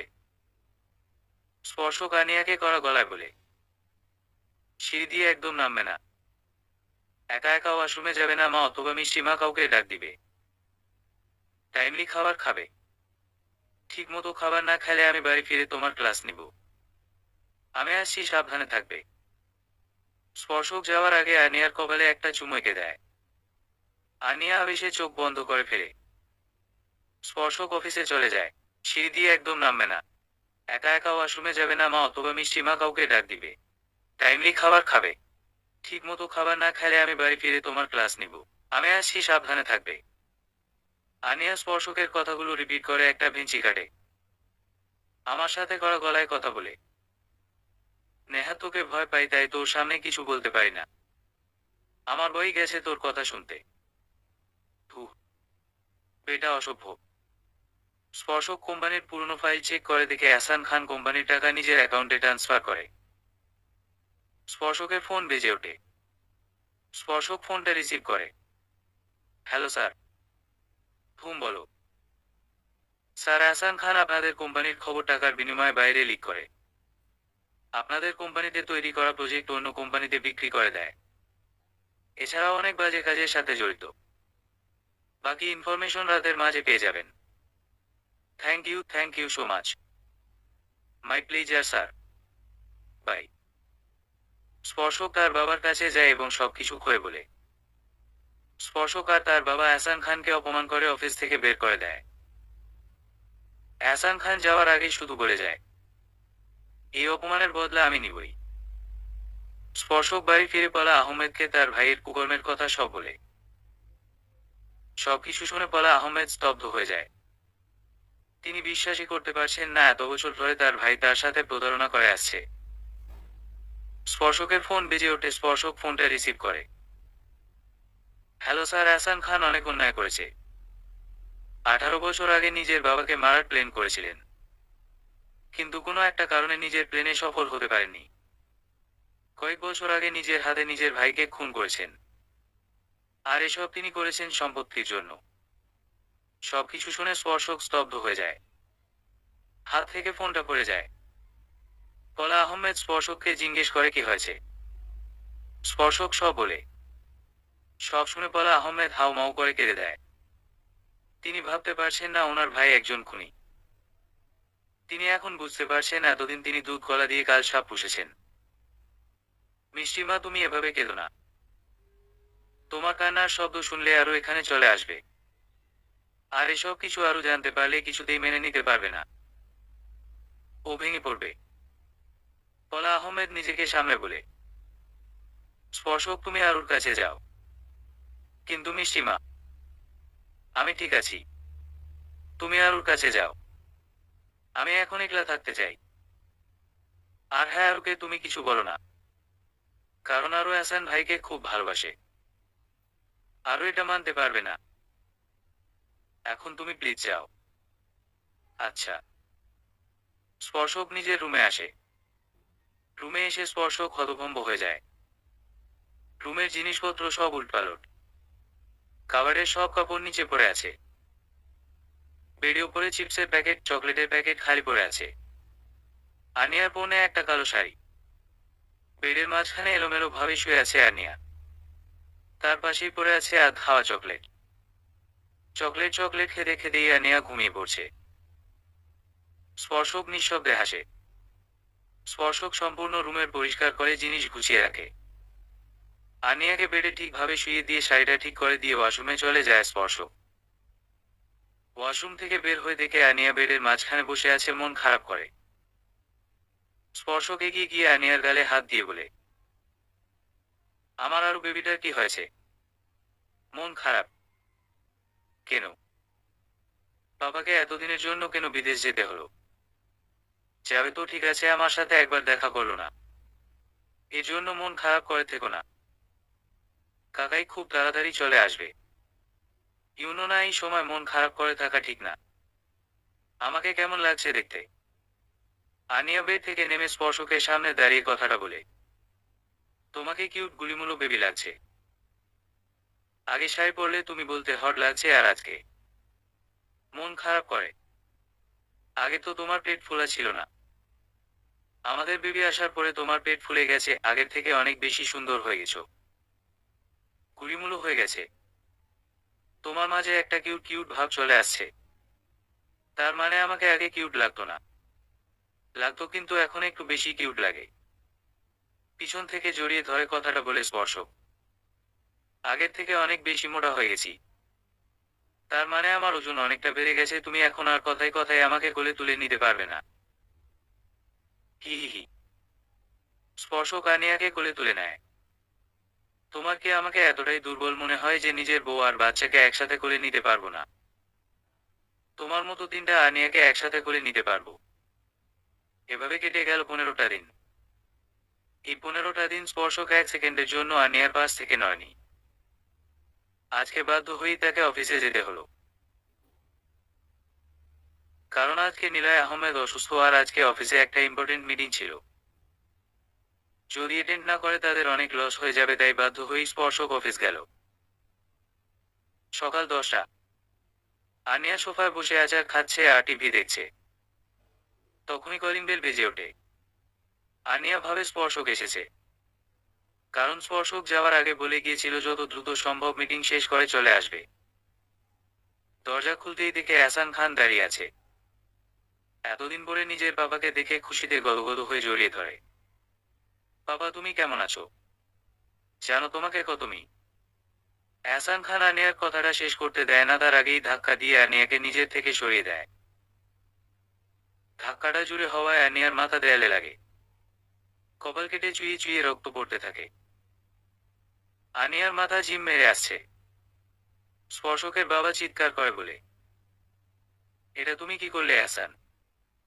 আনিয়ার মা আনিয়ার কাছে আসতে চাইলে এহসান খান তাকে ধাক্কা দিয়ে সোফায় ফেলে দেয়।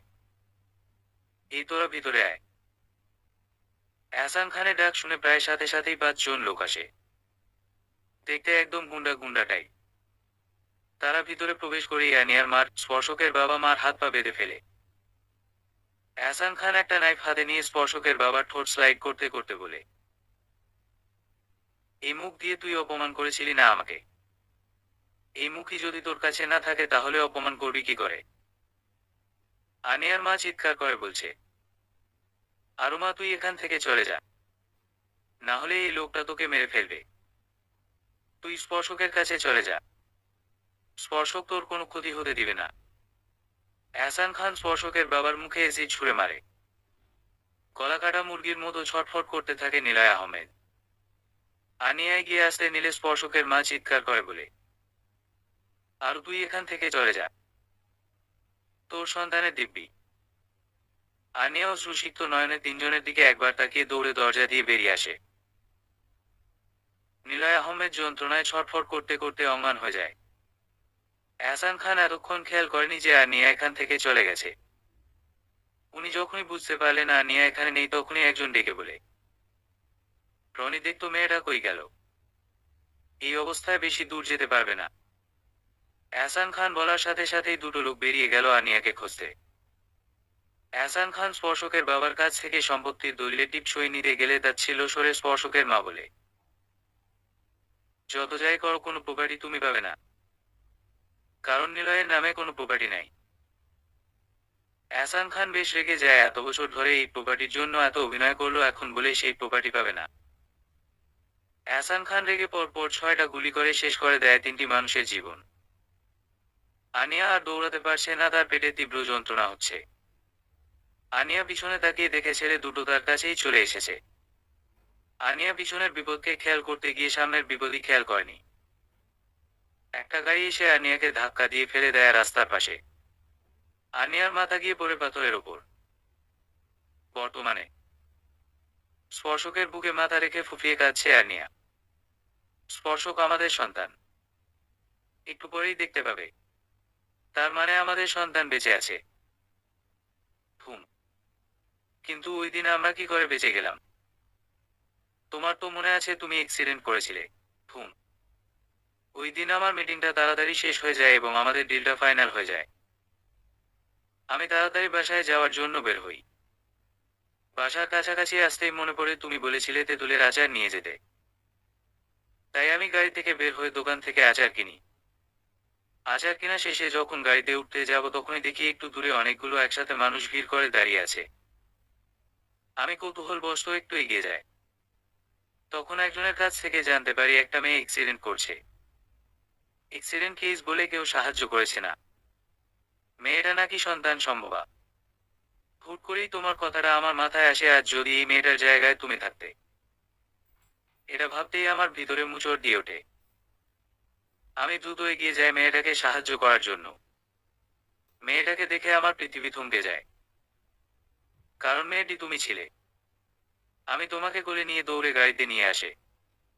আমি দ্রুত গাড়ি ড্রাইভ করতে থাকি আর তোমাকে ডাকতে থাকি, কিন্তু তুমি কোনো রেসপন্স করনি। হসপিটালে নিয়ে যাওয়ার পরপরই তোমাকে অপারেশন থিয়েটারে নিয়ে যাওয়া হয়। ডক্টর বলেছিল তোমার কন্ডিশন সিরিয়াস। আমি অনেক ভেঙে পড়ি, কিন্তু আমাকে সান্ত্বনা দেওয়ার মতো কেউ ছিল না আমার পাশে। 3 ঘন্টা পর একটা নার্স তোয়ালে মোড়ানো একটা পিচ্চি বাবুকে আমার কোলে তুলে দেয়। নার্স আমাকে কংগ্রেস জানিয়ে বলে আমার ছেলে হয়েছে। বাবুকে কোলে নিয়ে আমার ভীষণ ভয় করছিল যদি হাত থেকে পড়ে যায়। আল্লাহর অসীম রহমতে ওই দিন তোমরা দুজনেই সুস্থ হয়ে গেছিলে। ডক্টর বলেছিলে 3-4 ঘন্টার মাঝে তোমার অজ্ঞান ফিরে আসবে। আমার মাথায় হঠাৎ করেই একটা প্রশ্ন উদয় হয়। তুমি রাস্তায় একা কি করছিলে? আর তুমি অ্যাক্সিডেন্টই বা কিভাবে করলে? আমি বাসায় ফোন দেই, কিন্তু কেউ ফোন ধরে না। আমি তাড়াতাড়ি বাসায় চলে যাই। বাসার সামনে কোনো গার্ড না দেখে আমার মনে ভয় জেগে ওঠে। আমি দ্রুত বাসার ভিতরে প্রবেশ করি, কিন্তু কাউকে দেখতে পাই না। ড্রয়িং রুম জুড়ে শুধু রক্ত আর রক্ত। রক্ত দেখে আমার ভিতর মোচড় দিয়ে ওঠে। আমি সবাইকে ডাকি, কিন্তু কেউ সাড়া দেয় না। একটু এগিয়ে দেখি করিম কাকা পড়ে আছে। বুঝতে পারি করিম কাকা সেন্সলেস হয়ে গেছে। ওনার চোখে মুখে পানি দিতেই সেন্স ফিরে এসেছিল। ওনাকে জিজ্ঞেস করতেই উনি সব বলেন। মমদ, টের আর মিষ্টি মাকে মেরে ফেলেছে আর তাদের নিয়ে গেছে ব্রিজ থেকে ফেলে দেওয়ার জন্য। আমার মনে পড়ে তুমি হসপিটালে একা আছো আর তোমার বিপদের আশঙ্কা আছে। আমি আবার হসপিটালে চলে আসি। আমি যেটা ভাবছিলাম ঠিক সেটাই হলো, আহসান খানের লোকেরা তোমাকে তুলে নিয়ে যায়। ডক্টর বলেছিল তোমার স্মৃতিশক্তি হারিয়ে ফেলেছিলে, তাই যে যেটা বলেছে সেটাই বিশ্বাস করে নিয়েছো। ডক্টররা তোমাকে আটকানোর চেষ্টা করে, তুমি কারো কথা না শুনেই চলে যায়। আহসান খান তোমার সাথে আমাদের ছেলেকেও তুলে নিয়ে যেত যদি জানতো আমাদের সন্তান হয়েছে। আমি আমাদের সন্তানকে নিয়ে যাই এবং নিজের মতো করে বড় করতে থাকি। আর এতদিনে নিজেকে প্রিপেয়ার করতে থাকি আহসান খানের সাথে লড়াই করার জন্য। এতদিনে আহসান খান তোমাকে ড্রাগস এডিক্টেড বানিয়ে ফেলে। একদিন হুট করে পরিকল্পনা করে তোমার সাথে দেখা করি। তারপর থেকে তো আপনারা জানেনই। স্পর্শক, আমি ওই লোকটাকে নিজের হাতে শাস্তি দিতে চাই। অবশ্যই দিবে। আগে তুমি সুস্থ হও, তারপর। আমি ওই লোকটাকে এখনই শাস্তি দিতে চাই। আহসান খানকে আমি 2 ঘন্টার মাঝে আমার সামনে দেখতে চাই। স্পর্শক তার লোকদের ফোন করে বলে। আহসান খানকে 1 ঘন্টার মাঝে আমার সামনে দেখতে চাই। স্পর্শক, আমাদের ছেলের নাম কি? আরও এখন কোথায়? আমাদের ছেলের নাম স্পন্দন। আরও তোমাদের সন্তান এখানে। কোনো একটা ছেলেকে নিয়ে কেবিনের দরজার সামনে দাঁড়িয়ে আছে। আনিয়া স্পর্শকের দিকে তাকিয়ে আছে। স্পর্শক ইশারায় বোঝায় এটাই তাদের সন্তান। আনিয়া 2 হাত মেলে ধরে, ছেলেটি দৌড়ে এসে 2 হাতে ঝাপটে জড়িয়ে ধরে আনিয়াকে। মাম্মা, জানো এতদিন আমি তোমাকে কত মিস করেছি। বাবাকে কত বলেছি তোমাকে নিয়ে আসতে, কিন্তু বাবা বলেছিল তুমি নাকি আমার উপর রাগ করেছো, তাই আসবে না। আনিয়া চোখ রাঙিয়ে স্পর্শকের দিকে তাকায়। স্পর্শক মাথা চুলকে একটা বিকল মার্কা হাসি দেয়। অনু বুঝতে পারছে এখনই কোনো ঝড় শুরু হয়ে যেতে পারে, তাই পরিস্থিতি সামলানোর জন্য বলে, আর তুই আমাকে আর স্পর্শককে কি করে ভুল বুঝলি? তুই ভাবলি কি করে স্পর্শক আমাকে লিপ কিস করছে? আমি স্পর্শকের ফোন কেড়ে নিয়ে আমার পিছনে লুকিয়ে ফেলেছিলাম। স্পর্শক ফোন নেওয়ার জন্য আমার দিকে ঝুঁকে গিয়েছিল। তুই ভাবলি স্পর্শক আমাকে কিস করছে আর এমন হাদারাম মার্কা সুইসাইড করার সিদ্ধান্ত নিলি? আমার তো তখন স্মৃতি ছিল না, তাই তোমাদের ভুল বুঝেছি। তুমি আসার পর থেকে স্পর্শক আর আগের মতো খেয়াল রাখে না। রাতে তোমাকে স্পর্শক বলছিল আমি সুস্থ হয়ে গেলে আমাকে ডিভোর্স দিয়ে দেবে। ওই দিন রাতে স্পর্শক আমার সাথে ঘুমায়নি। পরের দিন আমাকে না বলে বাসা থেকে বের হয়ে যায়। এসব থেকেই ভুল বোঝা শুরু হয়। যখন তোমাদের কিসিং সিন দেখে আমার দুনিয়া থমকে যায়। মাথায় একটা কথাই ঘুরছিল, স্পর্শক আমাকে ভালোবাসে না, আমাকে ডিভোর্স দিয়ে দিবে। আমার বেঁচে থাকার কোনো মানেই হয় না, তাই এমন ডিসিশন নেই। ঠোঁট উল্টে স্পর্শক আর অনু দুজনে আনিয়ার দিকে চোখ বড় বড় করে তাকায়। স্পর্শক মাথায় হাত দিয়ে বলে, এই মেয়ে কিসের মাঝে কে লাগিয়ে দিয়েছে? আমি অনু আর প্রান্তে ভাইয়ের ডিভোর্সের কথা বলছিলাম, আর এই মেয়ে ভেবেছে আমি তাকে ডিভোর্স দিব। ওই দিন রাতে আমি অনেক রাত পর্যন্ত জেগে কাজ করেছিলাম, তাই তোমার সাথে ঘুমাইনি। সকালে প্রান্ত ভাইয়া আর্জেন্ট দেখা করতে বলে, তাই তোমাকে বলে যেতে পারিনি। ডিভোর্স কেন হবে? এখন আর হবে না। প্রান্ত ভাইয়া নিজের ভুল বুঝতে পেরে ক্ষমা চেয়েছে, তাই অনু প্রান্ত ভাইয়ের কাছে ফিরে যাবে। তোমরা আমাকে ক্ষমা করে দেও। ক্ষমা চাইতে হবে না। তোরা 3জন সময় কাটা, আমি গেলাম। আচ্ছা। স্পর্শকের ফোন বেজে ওঠে। স্পর্শক ফোন রিসিভ করে জানতে পারে এহসান খানের গাড়িটা ব্রেক ফেল করে খাদে পড়ে গেছে। পুলিশ ধারণা করছে এহসান খান আর বেঁচে নেই। স্পর্শক আনিয়াকে বললে আনিয়া তৃপ্তির হাসি হাসে। অনু চলে যায়। স্পন্দন আনিয়ার গলা জড়িয়ে ধরে বলে, মাম্মা তুমি আমাকে ছেড়ে যাবে না তো?